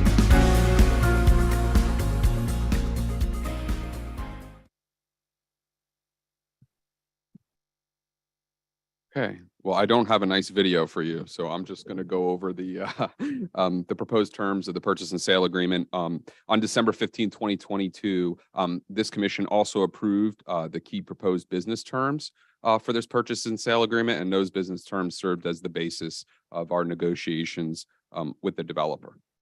So the first thing, as mentioned in the video, the purchase price is $6.5 million.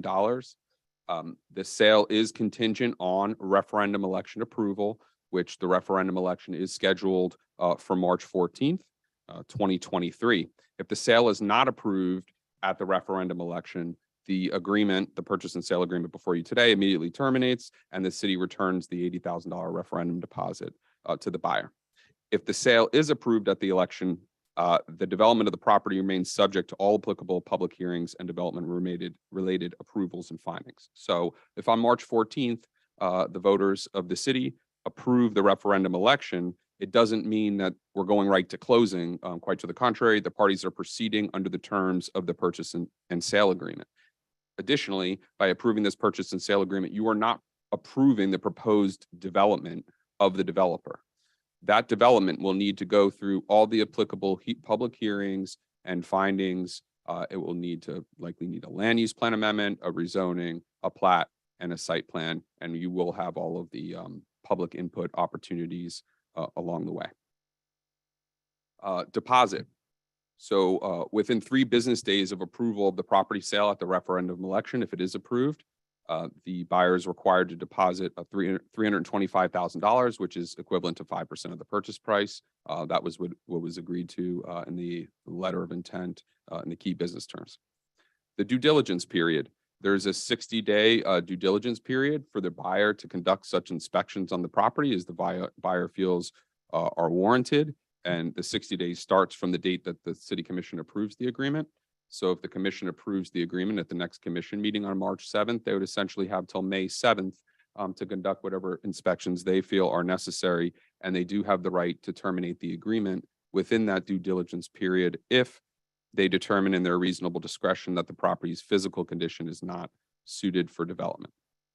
The community enhancements that were mentioned, the agreement provides for those $7.5 million in community enhancements, which would be addressed during the development review process in terms of very similar to how other developments come before you. And we have a developer's agreement that spells out what improvements there are, for example, like with the Vista Clara development that you've seen in the past and similar other related developments. And so that's addressed in Article 9.4 and 15.5. And I just wanted to point out that if they fail to execute a development agreement, with the city as part of that process, providing for those contributions. It provides for the city termination right in such event. I mentioned already development of the property and development applications. The approval of any proposed amendments or city development applications is not mandated by this agreement. It explicitly says to the contrary, nor is any other development approval, and it'll all be subject to the processes set forth under Florida law.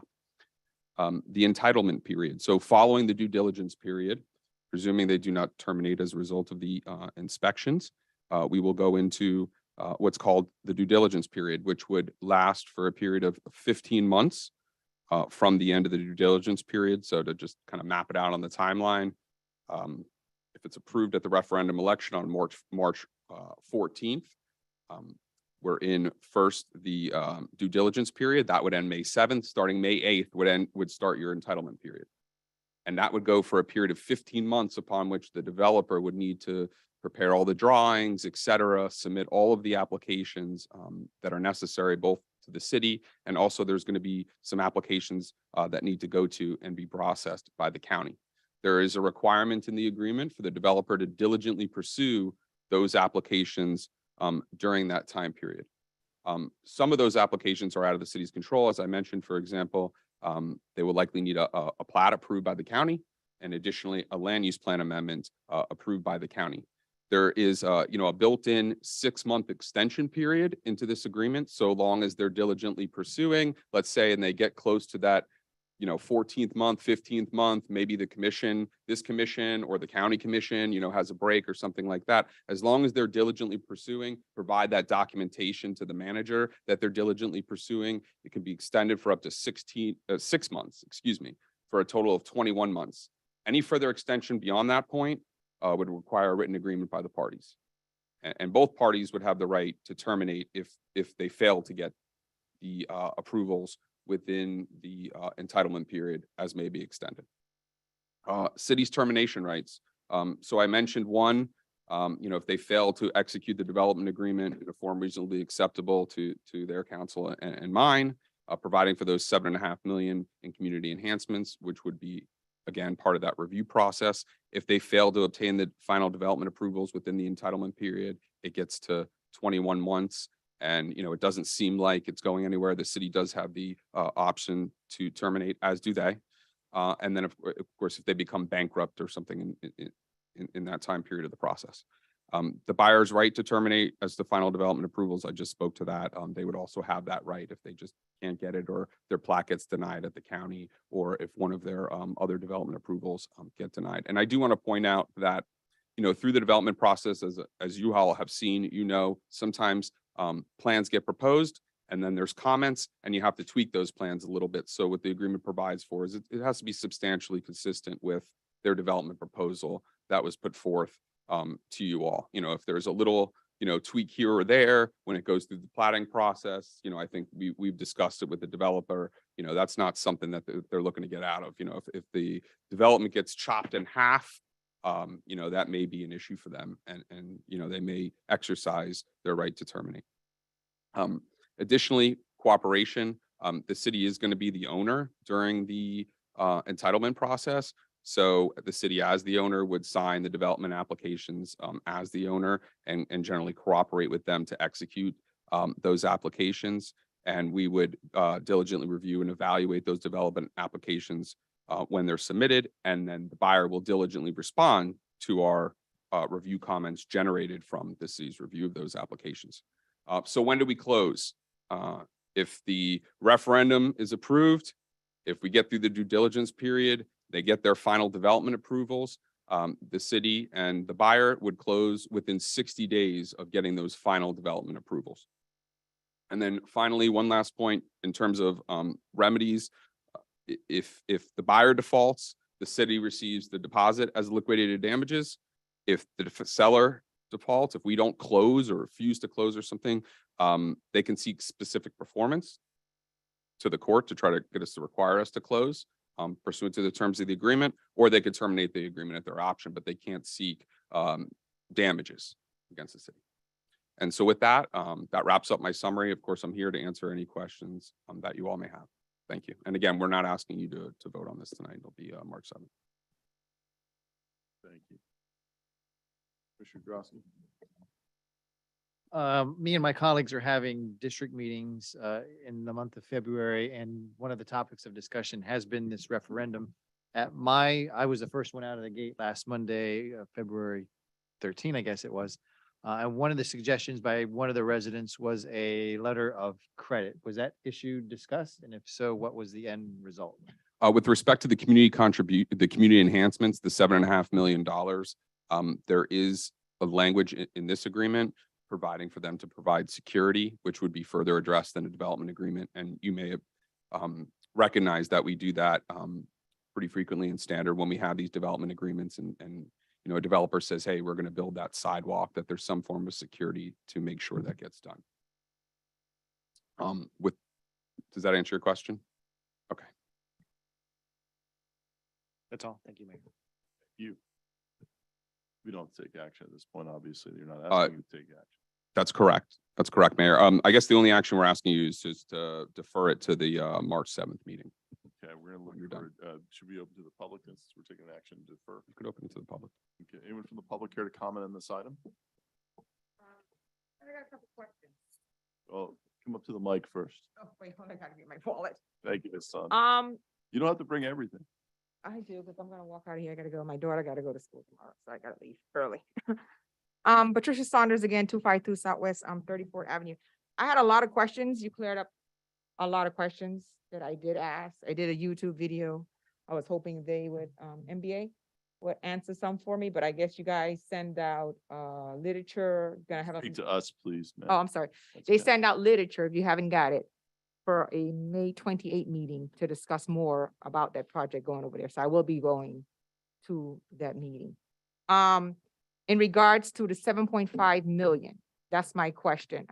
What is the time framing for us to receive the 7.5 million? Is there a time frame on that? We can let you, we'll let you know. What, March- any other questions you have? That's my only question. All right, we'll find out for you. Okay, thank you. Thank you.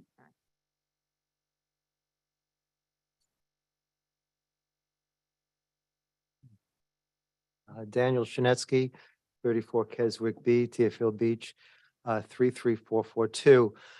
I went to the art festival and Pioneer Day that they had at the beach this weekend. And in one of the tents, they have these large aerial photos of Deerfield Beach. And it shows different progressive phases of Deerfield Beach since its incorporation as a city in 1925. They had a big picture in 1925. There were a lot of empty spaces in Deerfield Beach. Then they had a picture from the 1950s. There's more infrastructure, a few more roads, more buildings. And in the 1970s, I think I saw in the picture I-95, more roads paved. And they also have a picture of the present. I think that progress has made Deerfield Beach from a sparsely populated shoreline village to a present day city of almost 90,000. I just want to show in comparison, Indianapolis, where they have the Indy 500. Everyone knows Indianapolis, that has a population of 100,000. Deerfield Beach has 90,000.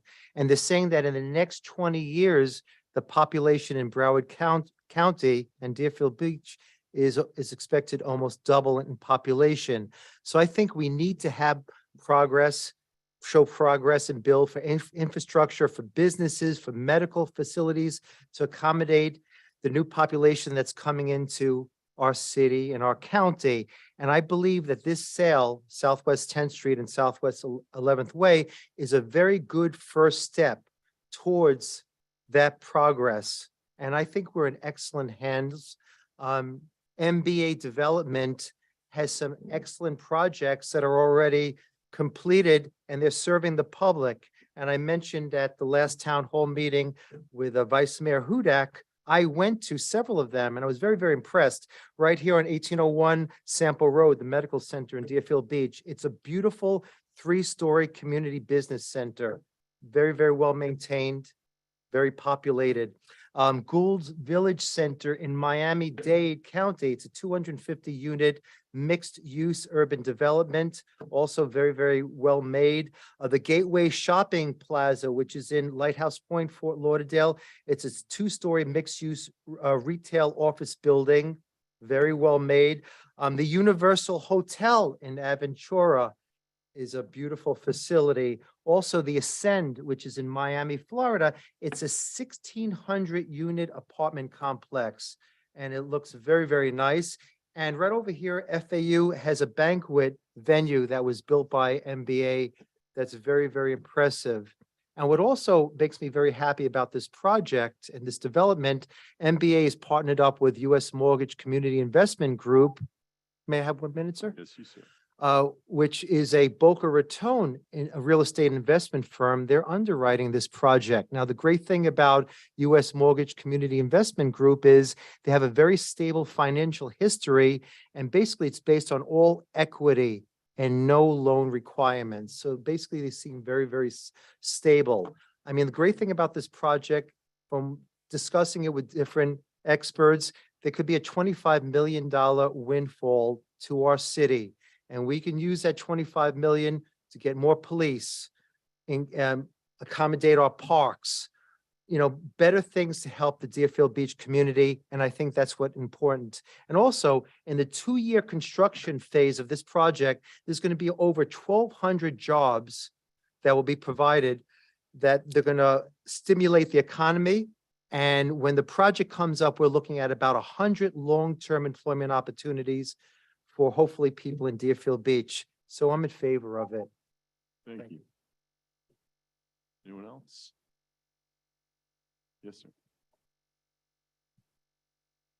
Wilson Moore, 331 Northwest Second Terrace. Is there anything in the agreement that some of the, construction is going to be bidded out to minority business owners or minority construction people? I know it's MBA, but is there anything set forth to say that they have to hire a certain amount of minorities, and then once things are done, about employment and things like that? Because we don't want people to come in from outside to get all these jobs that are being promised to people in Deerfield Beach.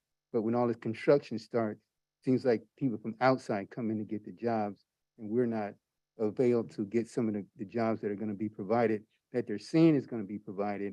And then once they get done, when the establishments are there, are we going to get first choice? Are we going to get first bids? I think the city of Deerfield should be able to get some of those things put into it. And the 7.5 million to the community, I guess you guys will decide how that's going to be distributed, who gets what, when it's going to be done. So just have those concerns that we always need to look at when someone comes in. I agree with the construction, I agree with the advancement, but we still need to be on the groundwork of making sure that everybody is profitable in the whole organization. Thank you. Thank you. Anyone else in the public?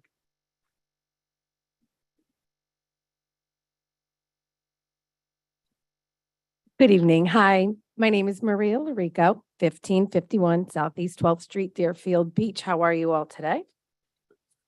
Good. I have 2 comments, and I know you deferred, and that's fine, but I was prepared, and I want the public to be able to hear these questions, and some of them have been answered, but just the same, I'm going to go ahead and proceed. I want the commission to consider before voting on the approval of the referendum for the letter of intent. Now it's been changed within the hour to be a letter of agreement on the sale of the 1045 Southwest 11th Way to MBA. We are told by the city manager, Santucci, at the Wednesday night District 1 meeting, that by tonight's commission meeting, there will be a clear defined terms of the additional 7.5 million in capital improvement funds to the city that was promised by MBA developers. And let me remind you that this commission has been selling the people on. In this letter of intent or agreement, the terminology has already changed from capital improvements to now community enhancements. Just to be clear, capital improvements are long-lasting investments in the city's infrastructure and facilities that include laying the roads, swords, sidewalks, parks, major equipment purchases. Community enhancements can mean anything, but normally it's just projects that improve the city appearance. In this letter of intent does not protect the city in the way in that it should. Instead, it references a comprehensive development agreement, which has not been negotiated yet. Why not just have the letter of intent, which is now the letter of agreement, that if the referendum and the sale is passed, that the direct letter of credit guaranteeing the 7.5 million be given directly to the city to be used at the discretion of the city. And I know some of that has been addressed. If MBA is acting in good faith and the commission is already selling the people on this, then why not make sure it's spelled out in the letter of agreement? Then when they negotiate the rest of the deal, they can come up with the specifics. Right now, it just seems like we're misguiding the public just to get this passed. And again, I know that you've answered some of these within the last hour. Second, actually, this came from another resident I had the privilege to talk to and would like to share. 95% of MBA's proposal, thank you, given to the city is actually not MBA's work. It is the company Hensel Phelps Development Work, Construction Financing. CGHP gives loosely affiliation to Hensel Phelps. Has the commission seen a direct agreement between Hensel Phelps and NBA? If you are basing the majority of the project off of Hensel Phelps' background and financing, then you should present the residents the operating agreement between MBA developers and Hensel Phelps. The property is not being sold to Hensel Phelps, despite it being their past performance and financing of the project you presented to the people. The referendum states it would be sold to MBA developers. Once again, I say that a direct agreement between Hensel Phelps needs to be presented before the referendum is passed. Thank you. Thank you. Anyone else from the public? Go ahead and close up to the public.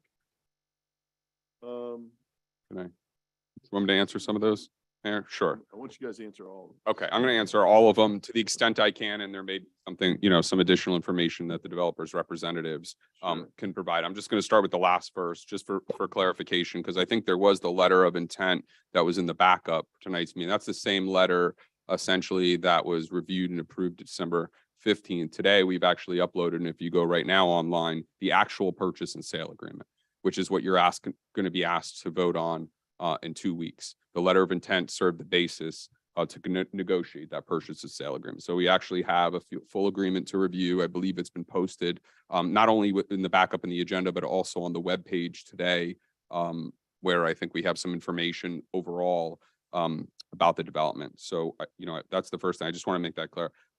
Second, on the 7.5 million community enhancements, community improvements, there's no, it's just it's a term. There's no change of what was proposed. With respect to the 7.5 million, why don't we just agree now and get a letter of credit? What has been proposed is conceptual drawings. Ultimately, there will be drawings signed and sealed by an engineer. They will be reviewed by staff. The developer may have a phasing plan for certain of these developments, and it may make, until you see all of those when you're going through the review process, to determine what improvements are needed where and have that negotiation and discussion with the developer. It's very tough to do that now and get her a letter of credit too that would back it up, that would be binding when we don't know. And just keep in mind, because I think there was some comments and suggestions, it's not necessarily that developer has to write us a check for 7.5 million, as is very common when developments come before you, particularly the developments who have rezoned to our PDD zoning, which this may likely go in that direction. Our code requires them to enter into a development agreement. Our code requires them to provide public benefits. It doesn't say that they have to provide 7.5 million in public benefits. So the timing is consistent with a rezoning application and the way we set up those development agreements and those codes. And many times when there are developers involved, they may do the improvements, right? You have one proposed on Eller where the developer is proposing to build the sidewalk adjacent to their property for us. So I just wanted to make that clear. It doesn't necessarily mean that they're just going to cut us a check for 7.5 million and then we just go determine how to spend it. I think we're going to negotiate that with them during the development review process. Let me just make sure. On the local construction requirements, this is just the purchase and sale agreement that addresses the process for the sale. And it doesn't address construction means or methods or local construction requirements. I think that there was some content with respect to that in the developer's proposal. And so that was the one that, to the extent that there was going to be any additional information, the developer can speak more about what their plans are for the construction. I Anthony, think, just, go ahead. just on that note, I mean, this is a little different than like some of the federal projects we've got, because we've gotten federal projects that come in and say, well, we're going to go with local construction firms. And to them, local means state of Florida, as opposed to Deerfield Beach. That doesn't really necessarily apply here. 'Cause this isn't a federal government program or anything like that. No federal government program involved. So I think I addressed all of them.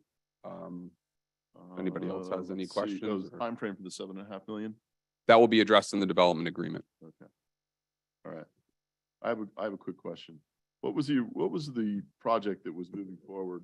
What was the project that we voted on that we rejected? What was the value of that? They were offering 3.2 million to build a 40,000 square foot facility, Okay. office What was that? office facility.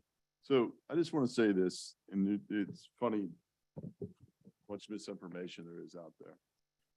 This same piece of property, the city had multiple meetings on, we're moving forward with a plan, which we would have gotten a $3.2 million project.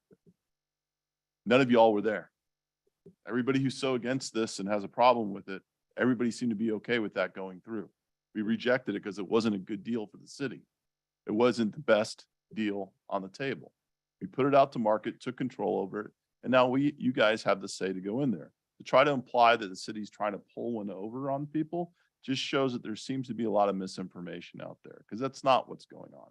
We made a better deal for the citizens of Deerfield Beach than what was originally proposed on the table. And those of you who seem to have an issue with it didn't have an issue when it was a $3.2 million project.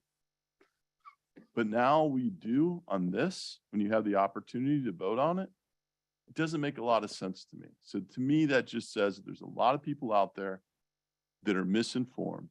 So I appreciate people showing up to these meetings and asking the questions that you're asking, because it's important to get the right information out there instead of listening to people who may or may not have all the facts. So please keep asking questions, keep coming to these. There's going to be different district meetings, and then make the decision on what you guys want to do. All right. But keep in mind, I just want to remind everybody, none of you showed up to a commission meeting. None of you shared your opinion when it was only a $3.2 million project. It was going to happen. We shot it down. So whatever you think about it, get yourself educated. I encourage you to do your homework. Ask us questions, ask the tough questions like you're doing. Continue to do that. I really appreciate that. We don't take any action right now, right? Staff is looking for a motion to defer the item to March 7th, Do you want to 2023. make that motion to defer? Yeah, I Commissioner? want to say something Sure. first. I'm not a mathematician. And originally I was for the 3.2 million. It seemed like a lot of money. But after careful consideration and discussion up here by my fellow commissioners and the mayor, I realized that we were being shortchanged. Now let's take everything else aside.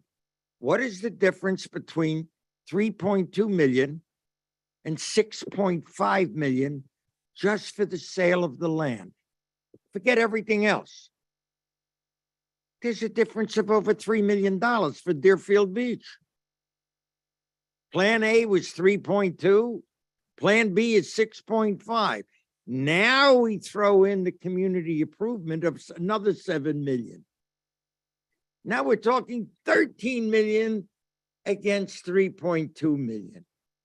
If you were in business, which plan would you look at and say, really? $10 million more for the city? And they're going to be paying taxes every year because it's private business. That land has produced no taxes in the last 20 years because we owned it.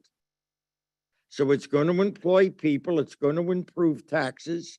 And what does that mean to the city besides the $13 million we're gonna get? Jobs, lower taxes for our citizens perhaps, more police, better roads, other facilities that we need. I don't know, $10 million. I don't have to think very hard as to which is the better deal. That's 10 extra million dollars. Let that sink in. 3.2 against over 13 million. I'll make the motion that we put it on the agenda for a vote at the next meeting, You're making a motion to defer. to defer until the March meeting. Is that what your staff is asking? Thank you. Second. We have a motion from Commissioner Parnas, seconded by Commissioner Preston. Roll call, please.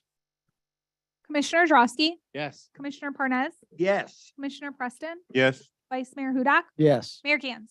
Yes. Okay, item number 9 on tonight's agenda is a resolution of the City Commission, of the City of Deerfield Beach, Florida, approving the ranking for request for proposal number 22-10-PC for Enterprise Resource Planning Software System, authorizing the appropriate city officials to negotiate an agreement with the top-ranked responsive and responsible proposer, Tyler Technologies, Inc., in an amount not to exceed $3,507,859, providing for implementation and an effective date. Good afternoon, Mayor and Commissioners. Horace McHugh, Deputy City Manager. I'll do a brief presentation on this item, which you are all familiar with. When I came in, it was indicated to me that this was a very, very high priority for the commissioners as well as staff. If you go to the next slide, some of the concerns were that we had a aged infrastructure in terms of the current systems. They could not accommodate some of the GASB, the general accounting standards, could not accommodate some of the updates. The solutions themselves were not necessarily integrated, so a lot of the things had to be done manually. Some of the ineffectiveness dealt with the inability to do web-based payments. There were no self-service or vendor portals, and these were just a few of the concerns that were expressed. I guess these manifested itself to the public. On the back side, on the back end, there were a lot of staff issues also, which dealt with, carryover and end of year reporting and issues like that. The next slide, we'll talk about where we are now. We did a formal solicitation where an RFP was issued in August. We received 7 proposals. The committee shortlisted, and from that, we have 3 proposals that were considered. From those 3 proposals, we conducted site visits. A total of 4 site visits were completed in January. And based on that, the evaluation committee ranked and is bringing to the commission a recommendation for award. Some of the initiatives that we have done. The first is that we had established a steering committee, and that steering committee, we hired GFOA to assist in preparing, doing an assessment, and some of the assessment that they did helped us to facilitate the terms, the conditions, and needs of the RFP and helping the RFP process. They also met with the stakeholders, and in addition to what the best practices are, they talked and identified some of what we needed in terms of our operating systems or processes or business practices. They then worked with purchasing or procurement to develop an RFP, and from that, 7 proposals were received, and they range from $600,000 to $7.5 million. The current shortlisted 2 vendors were 3.5 and 5.7. The city prepared a project charter and outlined some of the readiness activities that were required to improve the implementation. There was a steering committee established, and this was earlier on. We probably should have put that at the beginning of the things that we had done, because the steering committee included representatives from the city manager's office, HR, finance, and IT. that dealt with, how we move forward, some of the decisions that we were making. So it's not on one department or another. This kind of integration, a lot of it, it gets funneled through finance. It leads a lot into finance, but it's integrated. Everything you do feeds into finance, but whether it's the community development activities, whether it's payments, whether it's HR, they all feed into finance and there are various modules involved. And the next thing we did, recognizing the importance of this and the long-term phase of implementation, we hired a project manager who we anticipate will take us through the implementation process. This is a brief kind of overview of some of the various projects, the programs that we use. For example, GovEasy may facilitate our code enforcement or permits or business license, the community development component. That feeds into Paymantis for the online, which also does our online billing and payments, which then feeds into Naviline, and which feeds into the finance enterprises. So this is an example of some of the various systems that we use in order to accomplish our daily tasks. Some of them not necessarily integrated, but it gets very complicated ultimately when the heart, the hub of the financial system is either Naviline, which feeds into finance enterprise. The next slide gives you a different indication of the core financial pieces. So in this, for example, you'll see that in Naviline, some of the things that are done are maybe payroll and the W-2 checks, maybe fleet inventory, year-end processing, maybe the certificate of uses, employee checks. These are some of the things that's done. Then that's integrated into the finance enterprise. And some of the things that's done there is the bank reconciliation or budgeting or year-end processing or approving invoices. For year-end processing, for example, if GASB has changed its rules and the accruals or method of doing so has changed, we need a system that can accommodate those changes. So these are some of the differences in where we are and where we need to go in terms of moving us through the process.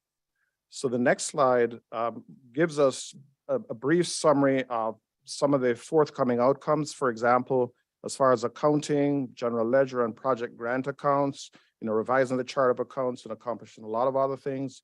In human resources and position control, we talk about positions, job classifications, that allow for efficient administration of personnel, calculation of overtime, processing of paychecks, things like that. So this gives us a few outcomes based on what we hope to accomplish. The next slide briefly summarizes the timeline during the March-April timeframe. Assuming that we get your approval now, we'd enter into contract negotiations. Some of that contract negotiations is asking some of the more detailed question in terms of discovery in that we had because of the cone of silence. We were limited in terms of our interaction and engagement with the vendor. So it will allow us to start that negotiation process. It will talk about what services we're getting, what's the implementation timeline, how much staff time they're dedicating to the process and to the project, how much training is involved. So a lot of these are specified and detailed out.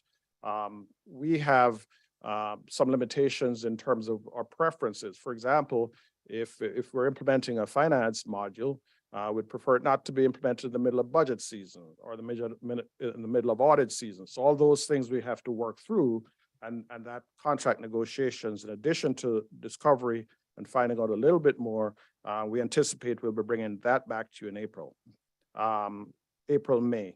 Then we'd start the implementation of the phase one, which is a financial module, looking at what we have, comparing the chart of accounts, starting the conversion process, starting the downloads, in some cases looking at what we have and figuring that we don't need to transfer some of the information and the data over, doing the testing, the conversion, the training, we'll do that from the May through April. In November, we anticipate that phase 2 would start doing the same thing with the HR module. And that would get us into November of 2024, going live with the system.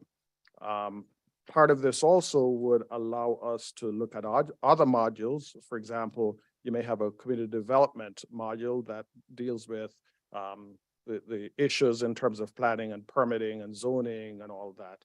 So that's all part of the negotiation, looking at what's being offered, what's the best in breed, whether that can be integrated with this system, and to the extent that it provides a better service than what we have now, look at that when we bring it back to you. So as I mentioned, this is a citywide initiative that included the city manager's office, finance, IT, HR, certainly purchasing, the city attorney's office. And going forward, it would include just about everybody because we have an HR module. So staff would be involved, whether it's in testing, even if they're not in HR. We have a finance module. So whether it's invoices or bill pay or things like that, finance would be, involved, but other staff would be involved in the testing and the moving it through. And on the next slide, we'll show you that in terms of the steps. Tonight, we are asking for authorization to negotiate and approve staff's ranking. We'll next develop the statement of work and the scope, which will be in the next month or two. As part of that process, we'll do additional discovery, which we were restricted from engaging the vendor during the cone of silence. We'll draft an agreement, which we'll then bring back to you for approval, and then we can continue moving the process through. So that's a brief overview. We can provide you a lot more details if you'd like, but that's a brief summary, and our recommendation is to approve staff's ranking of the committee and authorize us to negotiate with Tyler for the ERP. Thank you very much. Vice Mayor Hudak. Thank you, Mr. Mayor. Really appreciate it. Since I've been on this dais, the finance department has complained about the current ERP program. And every budget hearing or budget workshop that we have, it's never been in the budget until last year, when myself and I believe it was the mayor who were adamant about you getting this project done. So I am extremely pleased that we're finally moving forward with this. This current system has been blamed for numerous failures in that finance department. I have full confidence in our CFO. This is not, a poor indication on her or her leadership. That department has turned around tremendously since she's been hired. I'm just glad that we're moving forward so that this excuse can be taken care of, and we can move forward and, bring this finance department to where it needs to be. This is a great city, and that department has had some challenges since I've been up here. So I'm extremely happy to see us moving forward finally. Thank you. Thank you. Vice Mayor Hudak's correct. Obviously, you guys know where I've been at this ERP. As far as I'm concerned, it's the backbone of what we do here. It's going to provide a lot of changes, a lot of positive changes, not just for our staff here and internally, but those changes are going to have a big effect on the residents out there and our capability of being able to supply things. It's kind of like having gold fixtures, but you've got bamboo plumbing pipes.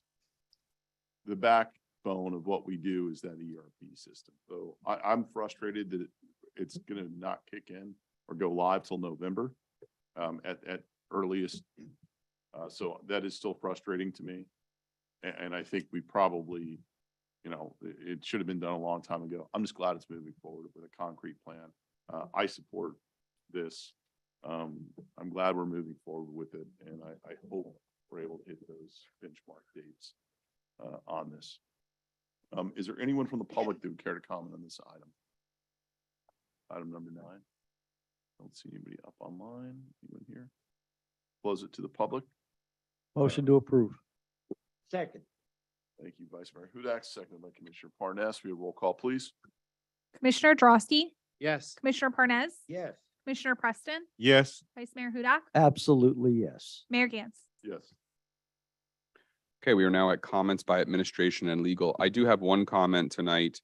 There was a court case decided a couple weeks ago that may impact how we process second readings of ordinances to the extent that the commission wants to defer those second readings. And so I wanted to bring it to your attention. When a developer or anybody else wants to sue a city in court, and I'm not talking about us getting sued, it goes to circuit court. That's the first stage. If you don't like the answer you get in circuit court, you appeal, if you're in Broward County, to the 4th District Court of Appeals. So this is a 4th District Court of Appeals case, which generally has jurisdiction over Broward and Palm Beach County. And so this case is Testa v. Town of Jupiter Island. And essentially what the 4th District Court of Appeals did, but with their opinion, is they called into question what has been sort of standard municipal practice for decades in the state of Florida, used by a number of cities, that when you're at a second reading of an ordinance, and let's say for whatever reason the city commission doesn't want to approve it or ask staff to go back and make some tweaks or look at some things, generally we would defer it to another meeting, and we advertise for that second reading of the ordinance, and we don't re-advertise for that second meeting. The thought being, well, we sent out the ad, we put out the notice. If you were interested, you watched that second reading of the ordinance and you would have seen that it was deferred to X date. Well, this court called that into question and basically took the position that it should have been advertised a second time. So with that in mind, at least for the time being, my guidance to the clerk's office and the city is going to be, if we get in those situations, we should just re-advertise it in the newspaper, or if we eventually move to website advertising, then re-advertise it again. So I just wanted to point that out. I'll also point out that the 3rd District Court of Appeals, which covers Miami-Dade County, in a case with somewhat similar facts, went the other way. And so you have two districts that are not necessarily aligned. Sometimes those type of matters get heard by the Florida Supreme Court, and the town of Jupiter Island may do a rehearing on that case, but did want to bring it to your attention. It's at least a big deal if you're a local government lawyer. There's been a lot of discussion about it. So if we get to a second reading of an ordinance, just keep in mind that if it gets deferred, we'll have to re-advertise it again. And that was it. Thank you. Thank you very much. I have no comments this evening, Mayor. Thank you very much. Very, very much. District 4. I knew you were going to flip it tonight and had a feeling. Keep on your toes. That's why I only have 2 comments tonight. One is on March 4th, which is Saturday, is my next office hours. That will be before our next meeting on March 7th. That will be from 10 to noon, either virtually or here at City Hall. So you can either contact myself directly or the city manager's office to schedule that. Of course, I'm available anytime in between, but if you want to take advantage of that time, it's March 4th. The second item that I have is I like the new technology that we have in the commission chambers. It's going to take a little getting used to, but I think we're up to getting there. What I'd like to see, and what we used to do, is before the meetings, we have this marketing department which creates all these great videos of all the events that we have here in the city. And it's a shame that we don't market those more. I know we do online and through those types of means, but why not advertise it right here in the commission chambers with all this great new technology that we have before meetings? So maybe that's something to consider before meeting. Just play all the meetings, videos that we have, because I know that team spends a lot of time putting it together, and just it's a talent I will never have, is to take all that video footage they have and to compress it into a minute or two to summarize our events. Is a great talent that they have. And why not showcase it here in our own chambers when we have the opportunity to? That's it. Thank you. That's it. Excellent. Thank you. District 3. Thursday evening, I'm having a kind of meeting with one of my groups of constituents at Meadow Lakes to bring them up to date what's going on with the city and what's happening with this project that everybody's concerned about. Secondly, Saturday, my personal club, which is an interracial club, took a table at the African American celebration and for a table for 12, and we will fill it. with people who enjoy celebrating with all parts of the city and all of its residents. And we're proud to have a table, Ben, at the event Saturday night. We took a table. Third, the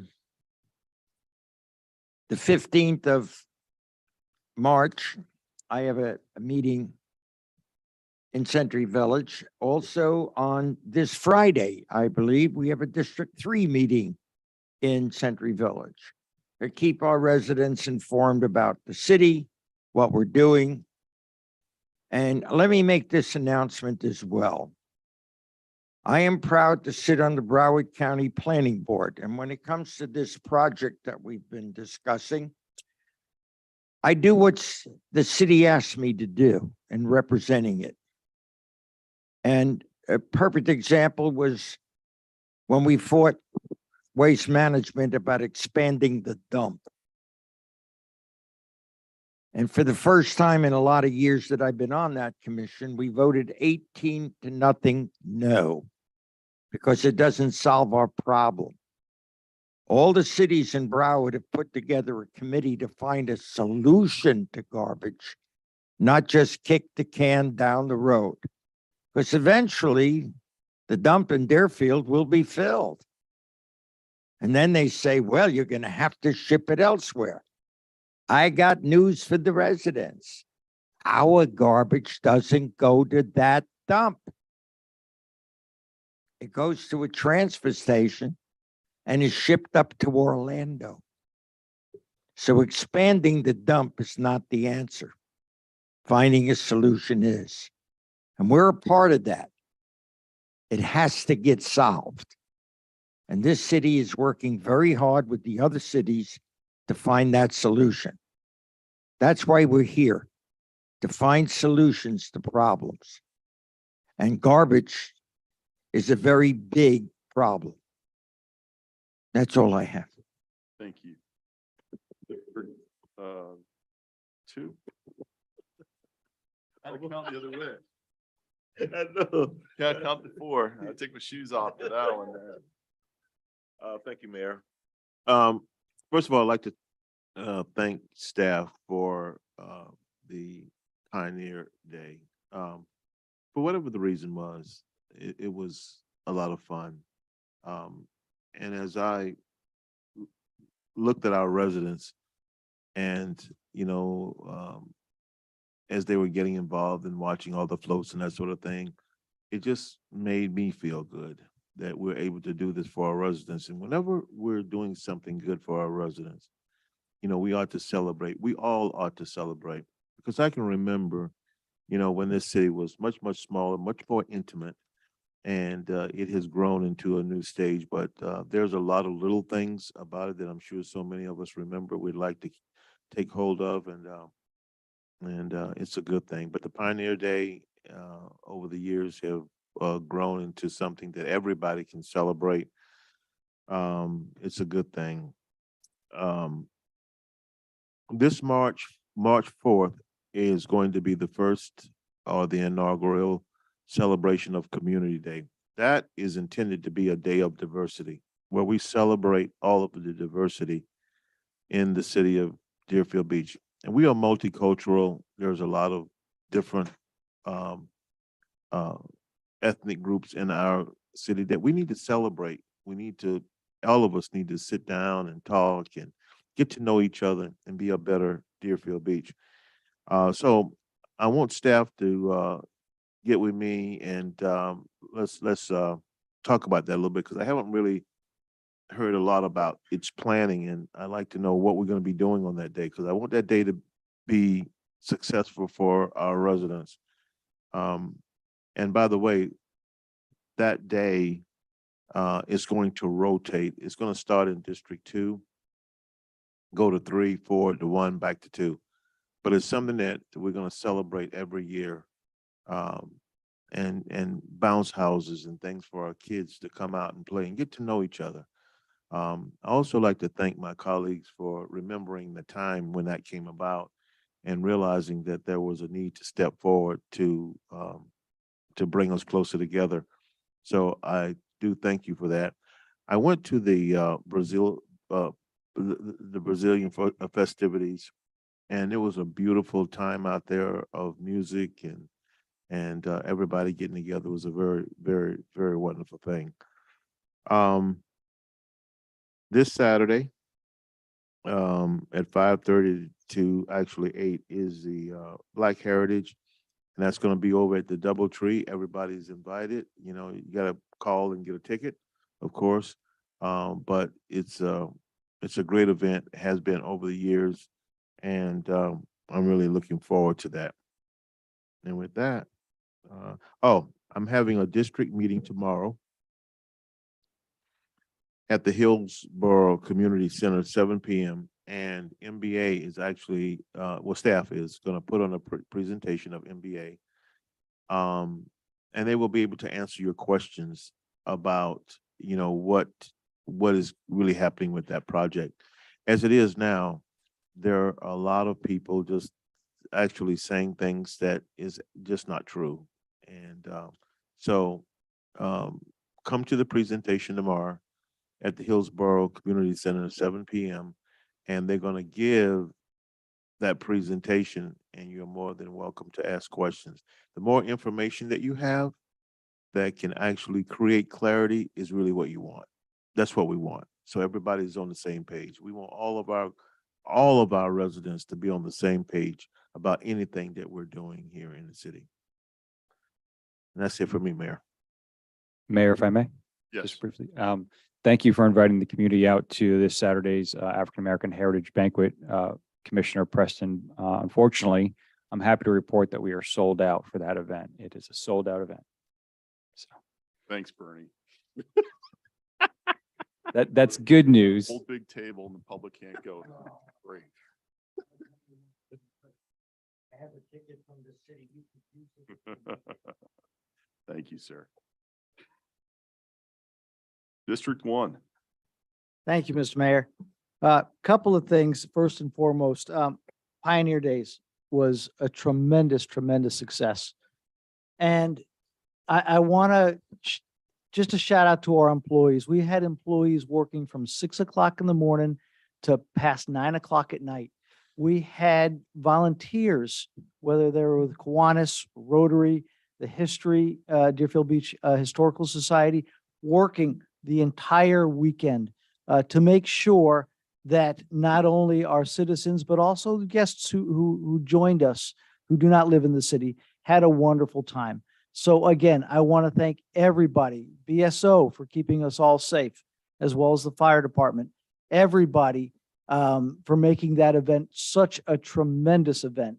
A lot of hard work went into it, and you don't get the recognition that you deserve. And I just want to make sure that you know that we all really, really thank you. On another note, the mayor had mentioned earlier that we do have the AEDs, or maybe it was the city manager, in all of our city offices, especially if they're adjacent to parks. I want to make sure that we have stop bleed kits there too, because as you know, we had a tragedy a couple of weeks ago in one of our parks. Not that it would have made a difference, but if it was available, you never know. So I just want to make sure that that is taken care of. This morning, I had the distinct displeasure of spending some time at Palm Plaza. And I was visibly sickened by the status of that location. Since my meeting there, I have met with the city manager and I've asked him, and he has responded in talking with code, in talking with the director of environmental services to make sure that unpermitted work is being cited. And I do know that there are a lot of cases that are pending. I know I've talked with the city attorney with regards to the status of some of those properties. And I want to let the owners know that are in Palm Plaza that I am going to continue to put pressure on the city manager to make sure that those owners comply with with code enforcement as well as anything. I've also asked BSO to go out there and make sure that they're patrolling that area. It is a complete eyesore, not just for District 1, but for our city as a whole. And I myself was extremely embarrassed by going into that Palm Plaza. So I just want to let, like I said, the owners of those buildings know that I have directed the city to keep an eye on you and make sure that you're doing things the proper way. And that's all I have. Thank you. Thank you. I too want to thank staff for their hard work on this weekend's festivities and all the recent events we've had. They've done a fantastic job, and I'm very pleased with it. I also want to thank BSO, not just police, but fire as well. But thank you for the work that you've been doing along Hillsborough and other areas of the city to kind of curb some of the conditions that we have out there. I know the statistics that we got back from the recent checkpoint that we had were pretty staggering when you consider the amount of cars that we were able to really touch compared to what actually traversed through there. It was very impressive. We are fortunate, not to insult any of them in the past, but I will say that we have the best chief on fire and the best chief in policing in all of Broward County. So thank you so much, chiefs. Appreciate your hard work and what you guys did with that. What's that? Yeah, it's all going to go to their head. Don't worry. I'll be blasting the next commission meeting, but at least for now, be happy with what it is. Thank you very much for that. And it doesn't stop there though. I don't want us to be a one-time thing and then we say, well, we got a lot of stats and we keep going. It's a matter of changing what people do in order to keep going for that. And I'm going to bring it up every single meeting. I talked a little bit about, mentioned something about information and misinformation that's out there. And people, one thing I found very strange with this referendum is there seems to be some people that think, well, the city doesn't need any more money because what they're going to do is spend it. I've been up here since 2009. All I ever heard was you need to increase our property values and you need to get us more money. We had at one point less than 10 million, I believe less than $7 million in our reserves that we had. And the marching orders from the people were to change that, improve it, make it better. There are people that say, oh, they keep raising our taxes. Actually, we've lowered your taxes every single year. I don't know, 5, 6 years in a row now, I think. And I think one year we kept it even. But here's what changes your taxes. And if you don't get this, I'll try to explain it to you really slow. All right. Your property values are, if I lower your percentage and your taxes go up, it's because the values of your homes went up. You have something, if you're homesteaded in your home, you have a 3% cap. Doesn't matter if your value of your home doubles in price. 3% is the most it will go, or CPI, whichever's lower, but that's it. So if you're an investor and you bought your home and you're not living there, but you just bought it and the property values go up, yes, your taxes are going to go up a lot higher, but also that's an investment home and that means your investment's gone up. It's real simple math. It's real simple. Shake your head. I don't care. It's simple math. Your percentage of what you're taxed on has gone down. If your taxes have gone up, it's because the values of your homes have gone up. And I'm giving you an idea. $292,761 was our average, $212,889,000 was what our average assessed value was in the city of Deerfield Beach. That's what it was last year. Not that long ago, it was hovering around 170 is where we were at. This year, currently, we're at 234,828. Jump from 212 to 234. That's what our values did. Sounds phenomenal. Everybody thinks the city's flush with cash. We should be doing fine. We don't need the money that we're going to get from this referendum. We don't need the money. Well, let me tell you what we're competing against. And maybe you can understand why, when you look at our percentage of taxes in Deerfield Beach, why is it higher than Boca? Okay, it's real simple. The value of the properties are different. In Broward County, the median range, the average assessed value last year was $292,761. It's $319,644. That's Broward County's average assessed value. While here in Deerfield Beach, ours is $234,000. I am competing to provide the same services in our city as any other city. Talent-wise, as far as people, material-wise. I can't go to them and say, well, you know, my assessed values are a lot less than Boca Raton's. So can you please give me a different price? Doesn't work that way.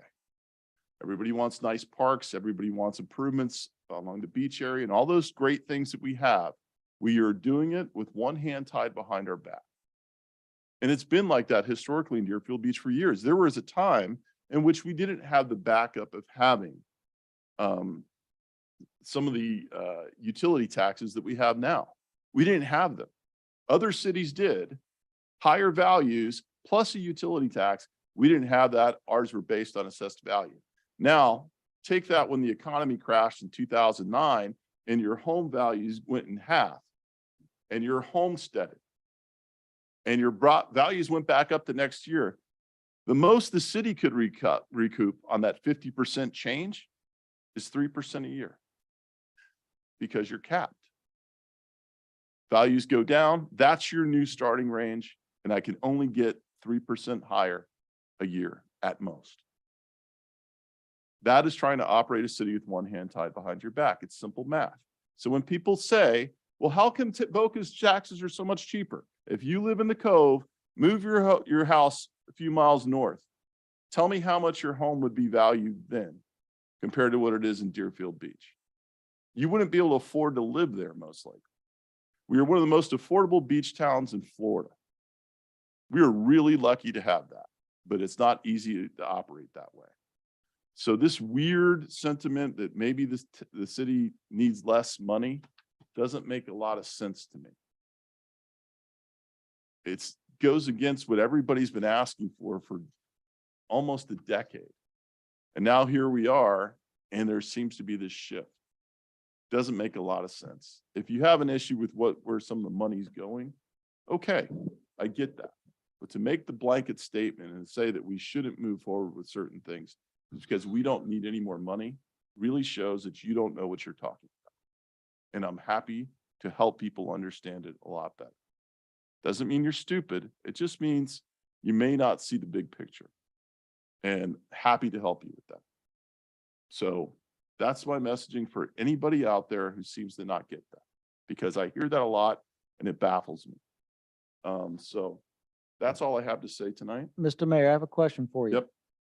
So for my ad valorem taxes, what percentage of that goes to the city? Of what? Of my ad valorem tax, my ad valorem tax dollar, what percentage of that goes to the city? For just of the city, or you're Yeah, talking just about the all city, ones? just the city, I can't- 30%, Well, here's the reality. School board, right, Broward County 28%. taxes, everything that Right. comes in there, they're at a higher rate than we are. And the city only gets about 30% of it, So 30% on a dollar. it's still when it comes to where we're at with our millage rate, we are in a certain place for a reason. That's not to pick on areas that, we're fortunate to have places where people can live that are affordable. So we're very lucky. That's all I have. Would you permit Motion dismiss? to dismiss, to end. Adjourn, Adjourn, thank that's you. Motion adjourned, thank you. All in favor, Second. say aye. Goodbye. Motion to say goodbye.